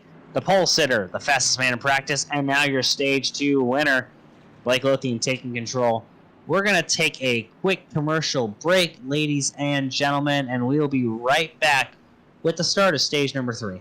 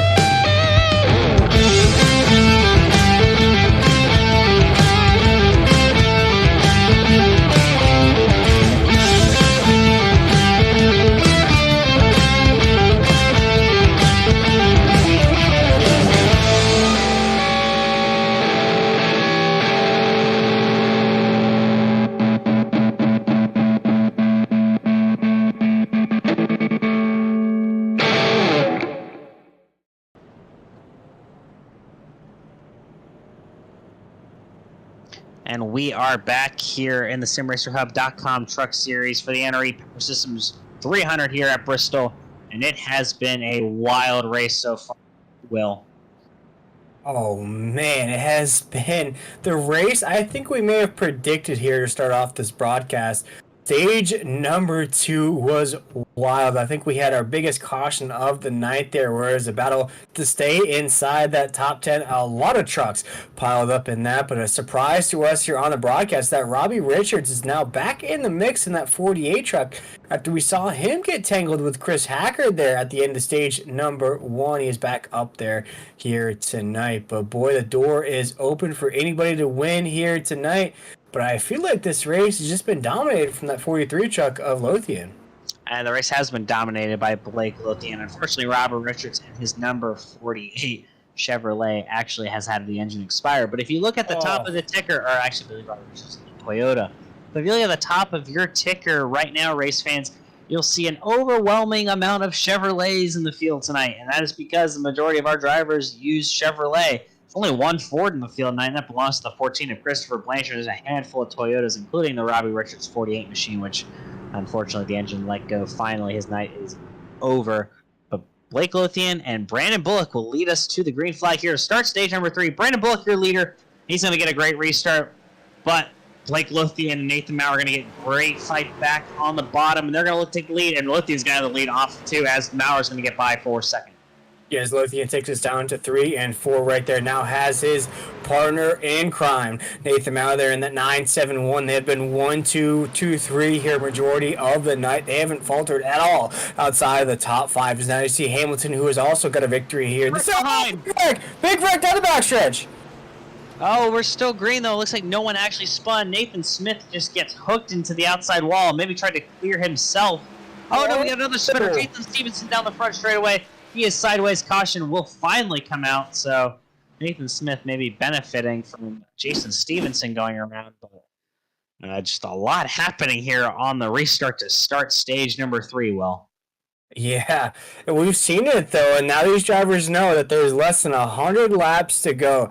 I think with that strategy, Tyler, and I mentioned it to start off this broadcast, you know what each stage is going to be. It's 100, 100, and 100. So these last 100 laps, you know you've got to go. Because 100 laps at Bristol will go by quick, fast, and in a hurry. We see what happens to this 93 truck, who here tonight has been involved in a lot of instances. Seems like we've seen that 93 just tangled up a lot. And you see right there, he's just going to get sideways down the front stretch. Just going to hit that wall at a 90-degree angle. No other truck's going to be involved. And that, of course, is going to bring out the caution. Yeah, quite slow, though. Not a lot of damage, but just the fact that he stopped and got sideways and bring out the caution. It's unfortunate. On the opposite end, Nathan Smith gets turned hard into the outside wall. We stay green because he kept the truck relatively straight. This isn't like NASCAR. They don't throw a caution as soon as someone hits the wall. Here in iRacing, we allow these things to play out a little bit more on their own. But right now, your leader out front after a very quick restart. Blake Lothian will roll currently in first. Second, Nathan Maurer. Sean Hamilton third. Tyler Thurman fourth. Kyle Hess moved up to fifth. Brandon Bullock sixth. Seventh, Jonathan Wiley. Curtis Rogers eighth. Steve Barnett ninth. And 10th is Tim Hammond. Yeah, and one interesting point here tonight, Tyler, we spoke about to start out this broadcast with the 4 sets of tires. We haven't seen really pit stops playing any kind of role here tonight. Of course, the race has been dominated by a handful of drivers. But I don't feel like pit stops are where we've seen other weeks. The pit strategies of when to go, when to stay out, have really played a key role in the results of these races. Here tonight, though, I feel like it's just been an even across the board. If you can keep that truck clean, work your way up through the grid, you might have a shot. And it's really working out for some of these guys inside the top 10. I think a lot of that has to do with how much track position matters. At a track like Bristol, you don't want to end up far back in the pack at all. You can really put yourself in a bad position, a point where you really can't recover from it. As you saw with that massive wreck, served from the trucks that were third through fifth. You can find yourself in an incident not of your own doing because it's so tight, so narrow here at Bristol. If you're back in the pack, there really is nowhere to go sometimes in these wrecks.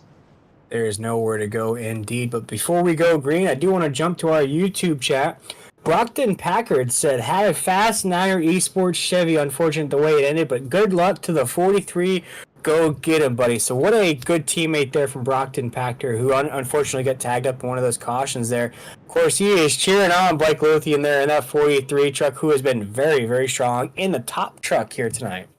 Blake Lothian, also a part-time driver in the Craftsman Truck Series in real life on NASCAR's national circuit, has just put together kind of a methodical race almost at this point.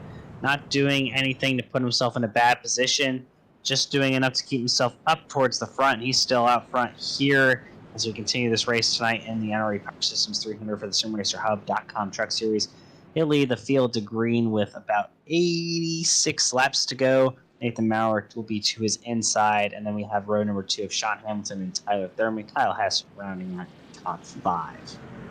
And I feel like for that 43 truck, if he can get this win here tonight, that will light a fire underneath that 43 truck, and he can start racking up those victories. But here we go, ladies and gentlemen. The green flag is in the air once again here in the NRE Power Systems 300 as Blake Lothian will take us down to 1 and 2.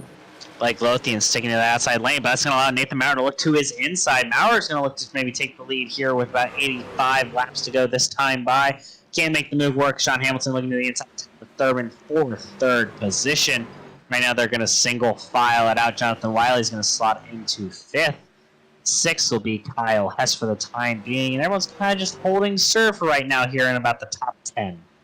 You see Blake Lothian's going to take us across the strike down to corner number 1, all round 2 right now. Tyler, I don't know about you, but I'm very excited for this upcoming season, the Craftsman's Truck Series, with a lot of moving parts we've had on the offseason in real life. And that Truck Series, of course, had Haley Deegan sign with the team. Raja Karuth is not going to race full-time in that series as well. So I'm sure Blake Lothian is very excited for the upcoming season for his Craftsman Truck Series. But here tonight, he's trying to get the job done here in the simulator. And boy, has he done a great job here tonight. Yeah, we were actually talking about it before the race tonight between Blake and I, talking about where Haley Deegan may end up for next year regarding what her role may be, whether she's going to be in the Truck Series or in the NASCAR Xfinity Series. We're also talking about the fact that a track is making a comeback on the Craftsman Truck Series calendar, and that's the Milwaukee Mile, one of my favorite tracks in the Craftsman Truck Series schedule of old. Finally, they're going back to the Milwaukee Mile. It should be an absolute blast of a track. I think it's an absolute driver's track. Super flat, a lot of off-throttle time. Really challenges the drivers. A lot like Bristol, honestly, with the amount of off-throttle time you get here. Very challenging, not an easy track to run. So glad to see that they're moving back to the Milwaukee Mile. Maybe we'll get some future races in future NASCAR Truck Series here at the Milwaukee Mile. But right now, the battle up front is starting to close up. Blake Lothian had a little bit of a gap there, but now Maurer, Thurman, and Hamilton are all kind of closing in on them. We're about to have a 4-truck battle here for the lead soon. Yeah, this is what we love here on the NASCAR 360 Racing Network. When the heat starts to turn up, the anxiety starts to creep up on these drivers as well, as we're slowly creeping up to only 50 laps to go here tonight at Bristol, as now Lothian is looking at his rear view. He said, where do these guys come from? As now Nathan Maurer is right there to the inside. Tyler Thurman's there as well, and Hamilton in the 89. Of course, the only truck that has a win this season is the 89 truck of Hamilton. He's trying to make it 2 wins here in the season, be our first 2-time winner, as now Lothian will take us down to 1 and 2. Tyler Thurman tried the same strategy the week where Sean Hamilton ended up winning on that fuel strategy call, if you remember, Will.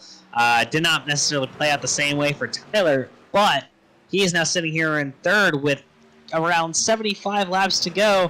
He's in a position to maybe sneak home a win himself. Right now, we have had some great green flag racing here from the top 4. They have separated themselves from the rest of the field.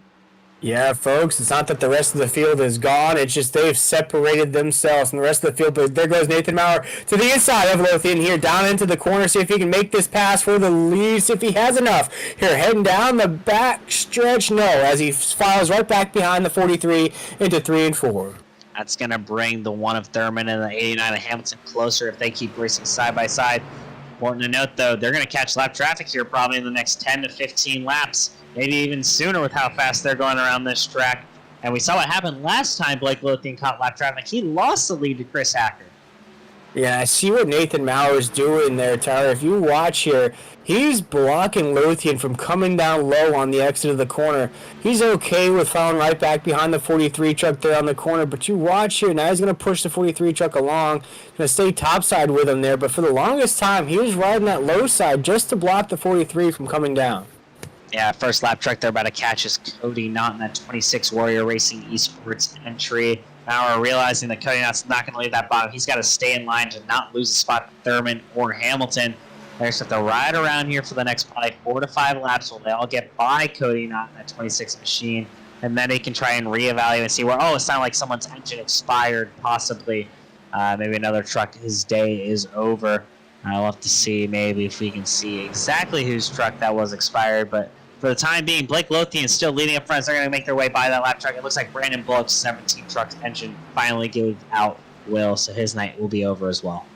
Yeah, and you see oh no! Wow, what a huge save from Nathan Maurer there on the exit of 4. That truck just hit a patch of ice as he was slipping and sliding there on the exit of the corner. He's going to hold that position in second. But looking past these top 4 guys, we have another winner here this season. Steve Barnett is right there in about the 6th position. We just saw him get entangled in that big caution we had.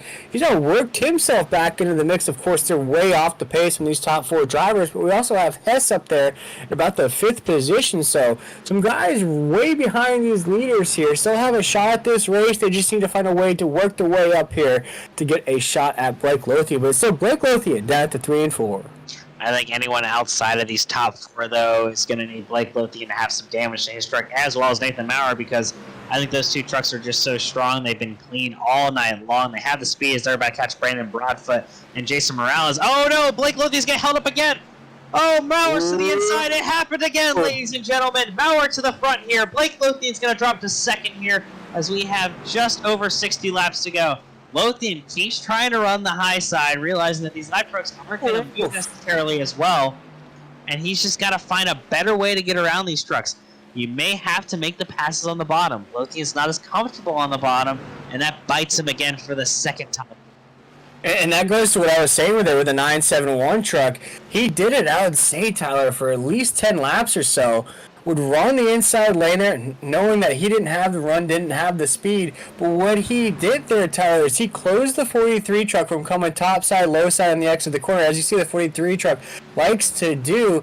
And he didn't pass him. He didn't make any aggressive moves. He just kept blocking. Made the 43 truck, I think, a little frustrated, but now they're hitting lap traffic. And as you mentioned, Tyler, it's hard to run that high side when you have a truck on the high side. We've seen the 43 truck now. That's the second time he's almost got pinned on the top side wall from trying to get around lapped cars.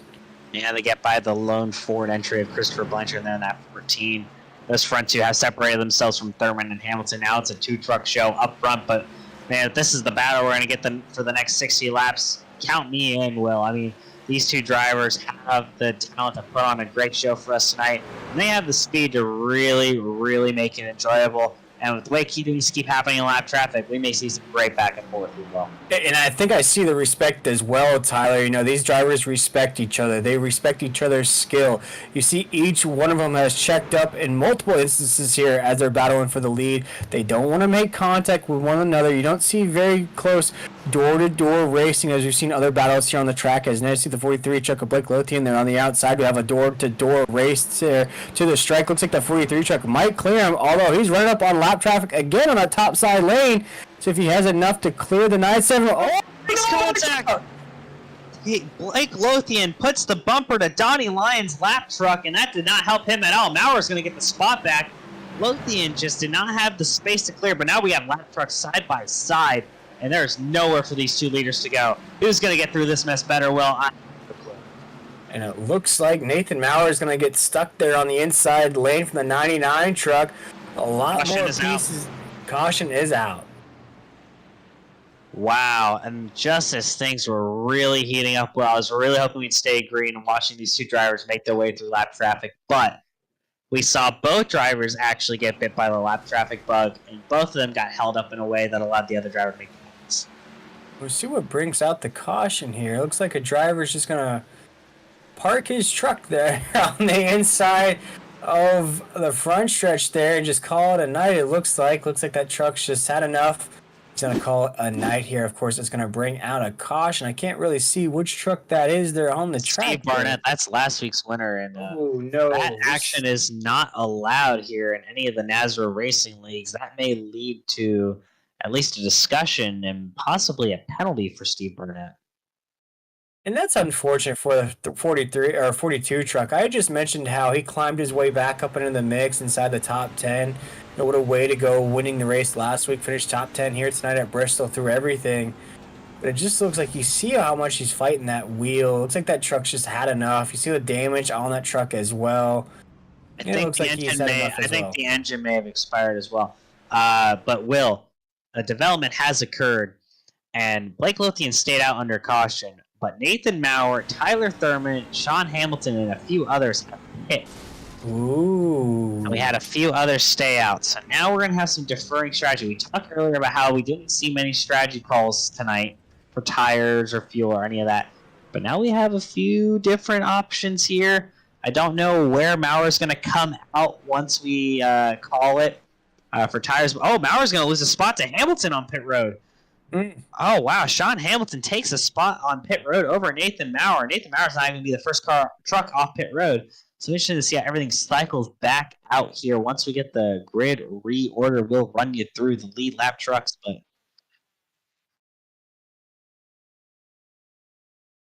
we're going to listen here on Barnett.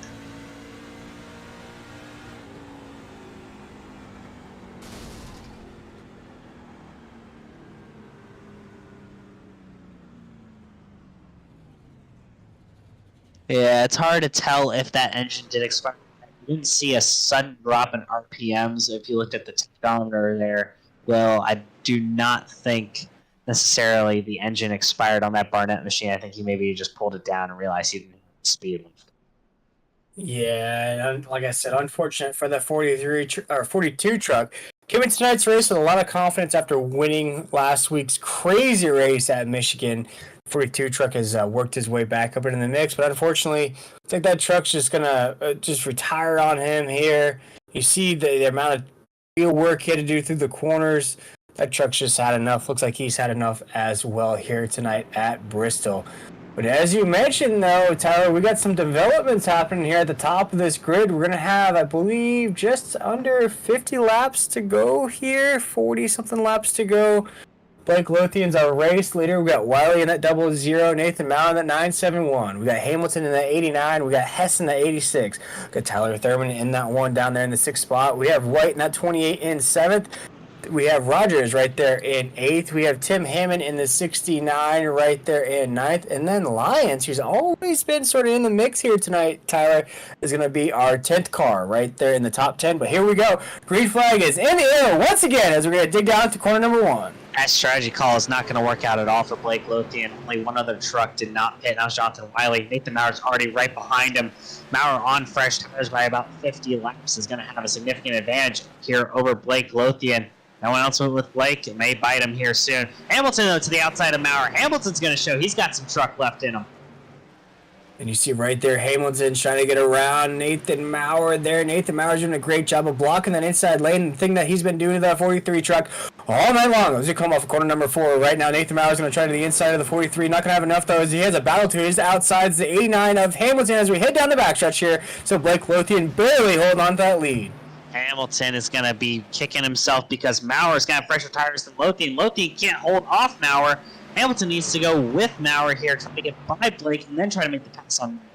Because that's what's going to happen here. Maurer clears Blake. Fresher tires is going to prevail. Now it's time for Hamilton to try and get by Blake Lothian. Yeah, the Hamilton and the 89 truck's right there to the inside. See if he can hold. And he does right there on the entry of the corner. The 43 truck now has to hold on to position here. He's going to have a lot of speed coming up on his rear end if he wants to hold on to a good finish here tonight as we're counting down the laps now here at Bristol. As it looks like Nathan Maurer is going to take us down to the corner as our race leader starting to separate just a little bit from Hamilton and that 89. As we're down the backstretch right now, Blake Lothian is trying everything he can to hold on to that position. Big development. Sean Hamilton's been black flagged, I think, for driving through too many stalls. We may have to get race control in here to discuss what happened. But now Maurer is essentially free to just drive away from the field. Fresher tires of Blake Lothian. I think it's a healthy enough truck to catch him. This may be Maurer's race to lose if we go green through the end. Yeah, Nathan Maurer, that 971, probably just got word over his radio as well. What happened there? See, the 43 truck's going to have slow tires, but he's not going to give up his position easily. So what that's going to do, that's going to clog up the rest of those trucks trying to get around that 43. As you see, the 43 still to the outside lane there. Might be wise to try the inside lane, even on the old tires, to hold your position. Make guys pass you to the outside if you have to. But like you said, Tyler, this is going to open the door for the 971 to win the race here tonight. And boy, what a win it would be at Bristol. Get your first win of the season at one of the most difficult tracks you're going to see all season long. Yeah, it looks like Maurer's going to need, or Blake Lothian's going to need a caution here and soon, because he's going to need enough time to bite his way through the field, because everyone else is taking all their tires for the rest of the race. Yes, I know there's only about 8 trucks left on the lead lap, but still, 8 trucks is a lot of trucks to get through here on a late restart. There's only 10, 15 laps left. Lothian's going to need a caution sooner than later, but right now, he's got a rear view mirror full of Kyle Hess, Tyler Thurman, and Justin White. Yeah, it's Kyle Hess going to try to the inside here as we just crossed that start-finish line here. Lap 262. Blake Lothian's going to try to fight to hold on right now to queue up the Alabama Shakes. All you got to do is hold on to the position as Tyler Thurman's now going to try the inside of the 43. The 43 starting to slide down just a little bit. You see the one truck there to the outside. The 43 truck can't hold that line anymore as we're creeping up on Brandon Bradfoot in that 24, who's a couple laps down here tonight. As you're going to lose that position here on the exit of 4, and another position down for Blake Lothian, that 43, and boy, is that strategy backfiring. Yeah, and not pitting there on that last caution has really put a damper in Blake Lothian's ability to win this race. Nathan Maurer, though, with a 1.5 second lead now over Kyle Hess. Hess closing a little bit, but Maurer is going to come up on some lap traffic here, going to the outside of Cody Knott, outside of Jason Morales. But he's going to be stuck behind Ryan Hunter. He's kind of in a bad spot here, Nathan Maurer. He's just trying to get through as quickly as possible. And he's going to find an opening there. He's going to get through this traffic relatively easily. Kyle Hess now going to try and get through the traffic as quickly as he possibly can. But Maurer now with clear track ahead of him because we have just under 35 laps to go in this race.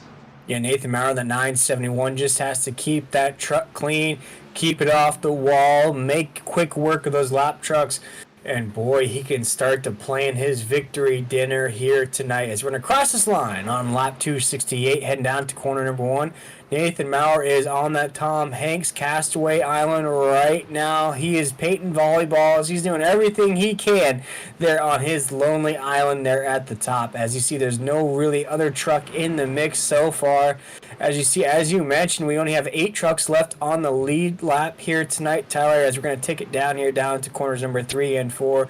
Just about 31 laps to go here in the NRE Power Systems 300 here live on the Nazareth 360 Racing Network.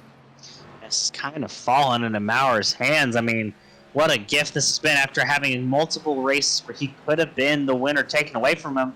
It looks like everything's finally going to go right for Maurer. We have 30 laps here to go tonight. Kyle has still 1.5, just over 1.5 seconds back of Nathan Maurer for the time being. Blake Lothian's dropped all the way down to 5th. He's almost 6 seconds back now. Jonathan Wiley last truck on the lead lap, but he's about to go a lap down here in the following laps or two, as it looks like Maurer's going to fly by the outside of Jonathan Wiley this time by. Yeah, he's going to make Wiley another lap down here, heading down to 3 and 4. Nathan Maurer, our race leader, is cruising around the track here today, looking like Blake Lothian there earlier in this race. And I think just the smallest pit strategy there, Tyler, is going to cost Blake Lothian a shot at this victory. He might have still had a battle on his hands with this 971. Caution's out. There we go. That's going to be that Yahtzee shuffle that we all wanted here in the booth. And that's going to put Lothian probably about 7th on track. At the furthest back, he'll be 7th, based on how many trucks are left on the lead lap. Oh, if this is a wreck between lead lap cars, this may put him even closer to Nathan Maurer. Joe White's going to hit Morales. Oh, Morales is going to go for a ride.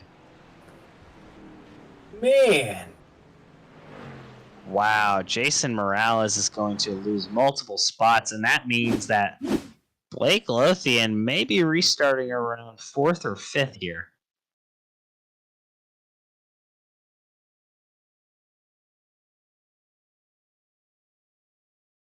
See you right there, Morales in that 5 truck. They're both still on the lead lap here, so both have solidified a top 10 finish here tonight at Bristol. And just, man, you see that 5 truck's going to take flight here, Tyler. Just a hard impact out of that 5. And again, the 5 truck's been one of those trucks that have been in the mix here tonight as well. Really, a top 5 truck. Been racing up there very strong, but to have your night end like this, it's going to be unfortunate. But being as though he was still on the lead lap, he's still going to probably get a top 10 finish after it's all said and done here if he can get that truck back out there. But boy, what a hard wreck. Going to take flight in that 5 truck, boy. Man, just come down hard and then hit that inside wall. That truck's probably cooked here tonight, but another good run out of that 5. Yeah, that'll be it for Jason Morales this night. We did get word Steve Barnett's truck did expire, so apologies to him. He just could not get it to coast back around, fortunately, which brought out that caution earlier, but Barnett's truck did expire, did not just pull off on the racing surface. So good to know that it wasn't just a frustrating... I mean, it was a frustrating night for Barnett, but it was not necessarily due to his own cause. As now Blake Lothian should be coming down pit road here, Will. I mean, it should be very interesting to see how this plays out for Blake.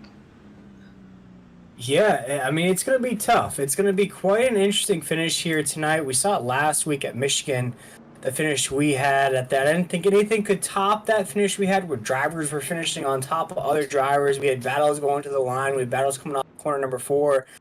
But now it's that Yahtzee shuffle that I like to talk about here where everything goes out the window.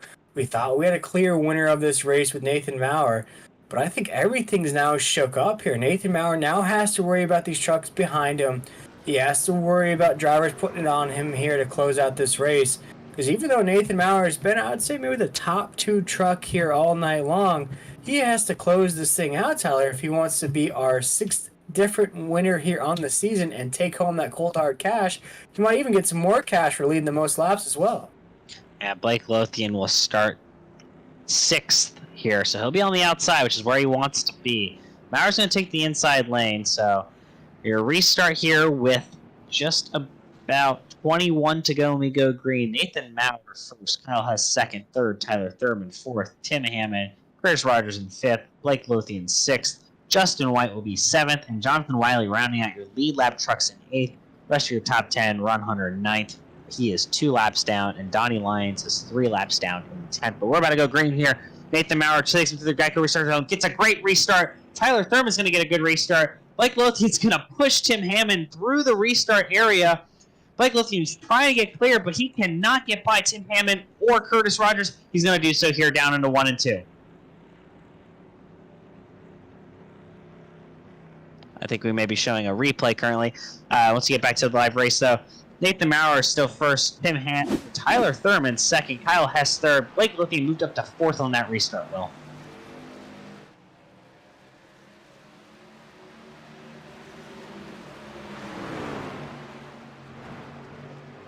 Lothian now moves up to 3rd. He's going to be behind Tyler Thurman. Nathan Maurer still in first. Blake Lothian trying to get by Tyler Thurman. Blake Lothian looking at the inside of Thurman for 2nd. He's going to make that 2nd position work. Make Blake Lothian now 2nd place. We have less than 20 to go. He's chasing down the leader, Nathan Maurer.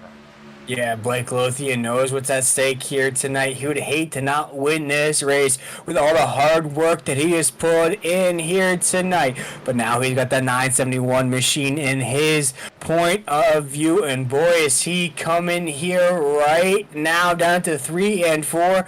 Looks like he's got that speed underneath that truck just like he had for about 90% of this race here tonight. One small strategy may have backfired on him for just a little bit, but now he's back in the mix with a 971 down to 3 and 4. Last time by, Blake Lothian ran a 14.9. Nate Maurer ran a 15.1. He's there. They are right on top of each other as they're going to 1 and 2 this time. 16 moves to go tonight, folks. Blake Lothian going to look to the inside. If he can make this pass as soon as he possibly can and win this thing, or is he going to wait and play with his prey as a cat? Ooh. As Blake Lothian goes to the inside of Nathan Maurer right now. Nathan Mauer's going to get squeezed to the top side. That's not where he's comfortable. Now Nathan Mauer's right on the back bumper. Blake Lothian in that 43 truck. Don't want to call a race leader just yet. Now Nathan Mauer's going to go to the inside here on 4, but it is Blake Lothian taking us to the line. Down at the corner number 1, Blake Lothian is back in that number 1 spot. As Ludacris once said, I'm coming for the number 1 spot, and he does just that here tonight. That 43 truck is leading the way here around 4 to the strike here with less than 13 laps to go. I think that may have been the move that wins Blake Lothian this race. He is on significantly fresher tires than Nathan Maurer, and he's pulling away lap in and lap out. 15 flat last standby for Blake, 15.3 for Nathan Maurer. This win may have just slipped out of Nathan's hands. Blake runs a 15.1 to a 15.4 that time by as well. The gap's going to keep getting larger and larger. It's going to take maybe a miracle for Maurer to close that gap again on Blake Lothian. To look throughout the rest of the field, Tyler Thurman sitting in 3rd, Kyle Hess 4th, but he's right on top of Thurman, I believe, for that position. Yep, they are a great battle there for 3rd right now playing out as Blake Lothian's pulled away from Nathan Maurer with 11 to go. Blake Lothian, that 43 truck, is now cruising his way to victory. Down into the corner, that 43 truck has separated big time from Nathan Maurer there as he goes around that lap truck to the outside. Going to dig down into corners number 3 and 4. It looks like he's all but won the race here tonight. I said that about Nathan Maurer. I feel pretty confident about that 43 truck now with 9 laps to go. He's all by himself. Nathan Maurer now is just going to get slowed up by that lap truck. Going to be out of contention here tonight. As now we see a battle for 3rd. As you mentioned, Tyler, this is a podium finish here. These drivers are fighting for. This is Kyle Hess and Tyler Thurman. Tyler Thurman in the 1, Kyle Hess in the 86 here with less than 8 laps to go. This is the battle that we have on the racetrack right now to finish on the podium. That's the only major battle remaining on the track as Blake Lothian has now opened it up to a 1.5 second lead over Nathan Maurer with just under 6-7 to go now, I believe. So pulling away right now is Blake Lothian over Nathan Maurer. But if we look back here, this Tyler Thurman still holding on over Kyle Hess as we are coming to 6 to go this time. Yeah, Tyler Thurman's going to take us to the line, still in that 3rd position. Kyle Hess is trying to snatch that podium finish away from Tyler in that 1. Both drivers have had a pretty successful season so far. Tyler Thurman in that 1, Kyle Hess in that 86. Been cruising around this season. No wins for either driver so far this season, but I feel like both drivers will be part of that pack that I spoke about breaking out here tonight. But we look like we might have our 6th different winner of the season with 4 laps to go as Blake Lothian in that 43 truck is cruising his way to win the NRE Power Systems 300 here live on the NASRA 360 Racing Network. My name is William Tiller. I've been joined by Tyler Dittmer here in the booth as well as Adam Flieger giving you all those awesome replays here as we're going to watch this 43 truck close out quite an impressive performance here tonight. Yeah, he's in the middle of a big lap traffic pack, but he has got 2 to go this time by. That is Blake Lothian. You just see closing straight to the outside of the lap truck. If I want to say Curtis Ryder's not going to look to the inside of the lap truck. Gary Tribune this time by. He's got 1.5 laps left to go here to close out tonight's victory. Fastest truck in practice. Won the pole. Dominated the first 30 laps. Yes, he had an incident earlier on where he got kind of stuck behind lap traffic. Lost the lead twice to lap traffic, Will. But Blake Lothian's going to take his truck through 3 and 4 one final time. And Blake Lothian's going to win the NRE Power Systems 300 here at Bristol Motor Speedway. Yes, sir, and a little bit finishing the race, a little bit of style there, a little flair, getting that tail to whip underneath him there. But what an impressive win from Blake Lothian, that 43. I don't think I've seen a driver dominate here at Bristol as he did here tonight. Of course, that one little strategy backfired on him once he got his handles back there, got back up into the mix. It made quick work of Nathan Maurer to get back up in the lead. Now he's going to burn this thing down here on the front stretch here at Bristol. And Kyle Hess with the last lap pass over Tyler Thurman's going to sneak into 3rd, so we will be able to, I think, talk to Kyle Hess as well, podium finisher. But as we look at Blake Lothian burning it down here at Bristol, finally getting a win here in the SimRacerHub.com Truck Series with the NASRA Racing family and the NASRA 360 Racing Network. Always awesome to see Blake have a great run, and obviously seeing him get the win. A guy I would consider one of my favorites here in NASRA, and also maybe a driver I consider a pretty good friend working with him. But we're going to look at the final results. Blake Lothian, your winner tonight. Nathan Maurer finishes second after a strong run. Kyle has third. Tyler Thurman drops to fourth in the last lap. Justin White fifth. Curtis Rogers sixth. Tim Hammond seventh. Jonathan Wiley eighth. Chris Blanchard ninth, the lone Ford entry. And Donnie Lyons finishing 10th. Man, what a race it was here tonight, Tyler, as it looks like we're only going to have maybe 7 or 8 cars left on that lead lap when we started this race with 32 trucks. Man, I mean, I don't think we could have asked for any more from Bristol the way this race played out. It wasn't boring for any intensive purposes. It was high octane, high competitive racing throughout. We saw the field get fanned out for just a little bit, but even when Blake Lothian creeped up on lapped cars, it was very tension back there. 43 truck got squeezed a couple times by lap trucks. Here we take a look at those results there. A few of the names that jump out to me. We had some bad breaks here tonight. We see Kerry Tribune in that 7. We see Steve Barnett in that 42. You see some other names down that list as well that I feel like are going to bounce back next week, but man, I'm still at a loss for words from that performance out of Blake Lothian. That 43 truck makes it our 6th different winner of the season here.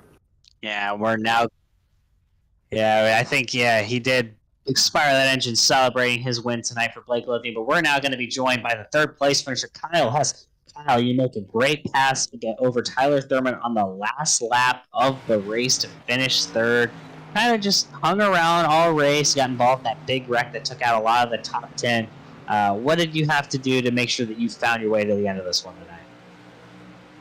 But I just had to tell myself just to stay on track and just stay focused on the race and play it out to see what would happen. And I came out with 3rd, and there's parts in that race I was like, yeah, I'm not even going to be in the top 10, more or less finishing 3rd. Well, we were watching you battle with Tyler Thurman. It looked like he may have pulled away with you about 4 to 5 to go. What were you able to do to track him down those last few laps and make that final pass work on that final lap? Oh, I just got on the gas a little harder. I think we were coming around, what was the 00? I think it was Jonathan Wiley or whatnot. So I was kind of being careful around him. So when we were around him, I kind of let off just a little bit, which allowed him to get ahead of me a little, just that couple tenths. And once I got by the 00, I got back on the pedal and went back after him.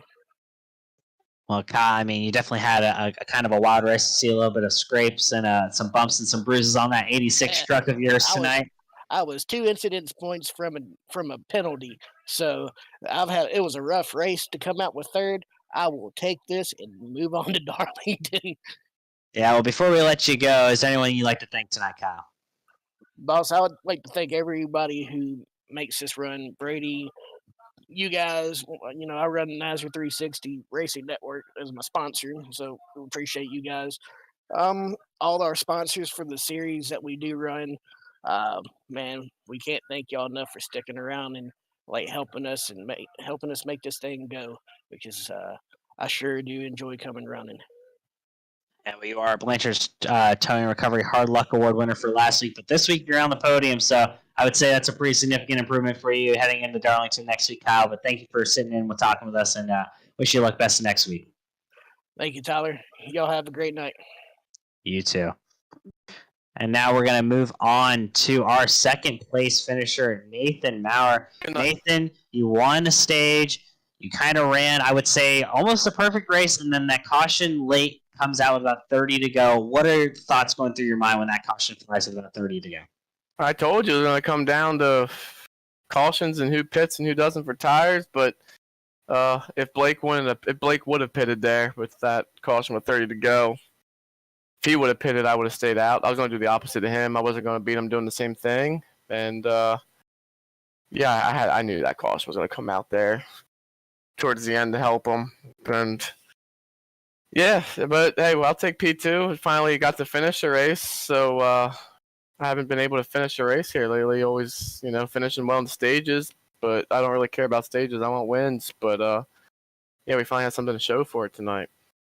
And you say, and we've talked about kind of whenever we interview you, how well you've done in the stages and not had the finishes. What does a finish like this do for your confidence, do the momentum going into next week at Darlington? Oh, it feels good, Darlington, man. Fun fact at Darlington, a year ago, I had a side-by-side battle for 15 laps with AJ Allmendinger there. He beat me, but we were only 2 guys in the lead lap by the end of the race. But I love the track. But yeah, hopefully you gotta have to get through all the bull crap in the beginning of the race, kind of like how it was tonight. I felt like tonight actually went pretty well with all the trucks there at a small track. But yeah, hopefully we can keep them momentum going. Yeah, well, hopefully you can't keep that momentum going as we're going to another driver's track, a lot like Bristol, in my opinion. I think it's the Bristol of mile and a half, Darlington. But before we let you go tonight, Nathan, is there anyone you'd like to thank? Yeah, guy, thank you guys for broadcasting this. Big shout out to Brady for running this league. If it wasn't for him, none of us would be here.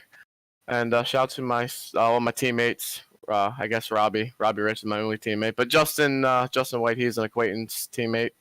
Shout out to him, and shout out to my sponsor, Redneck Nation. So hopefully I'll be talking to you guys next week. And hopefully we'll be talking to you next week as well, Nathan. Again, congrats on the second place finish, and have a great night. Thank you, guys. And now we are joined by the man of the hour. First in practice, first in qualifying, and first at the end of the race. Blake, it didn't look like you were going to get the win after Nate hit with about 50 to go. Had the lead, had first the tires. Caution comes out 30 to go. Was that the break you were looking for? Oh, 100%. We were banking on it. Brock was making great calls up on the pit box all night long. We had this in the back of our minds. We knew the runs were longer than about 20 laps, so we figured we were going to get that yellow towards the end. I'm not going to lie, I was panicking a little bit when I thought we were going to get a longer run. I thought maybe we were going to run to the checkers. So luckily we did get that break, and we drove straight through the freaking field. So that was amazing.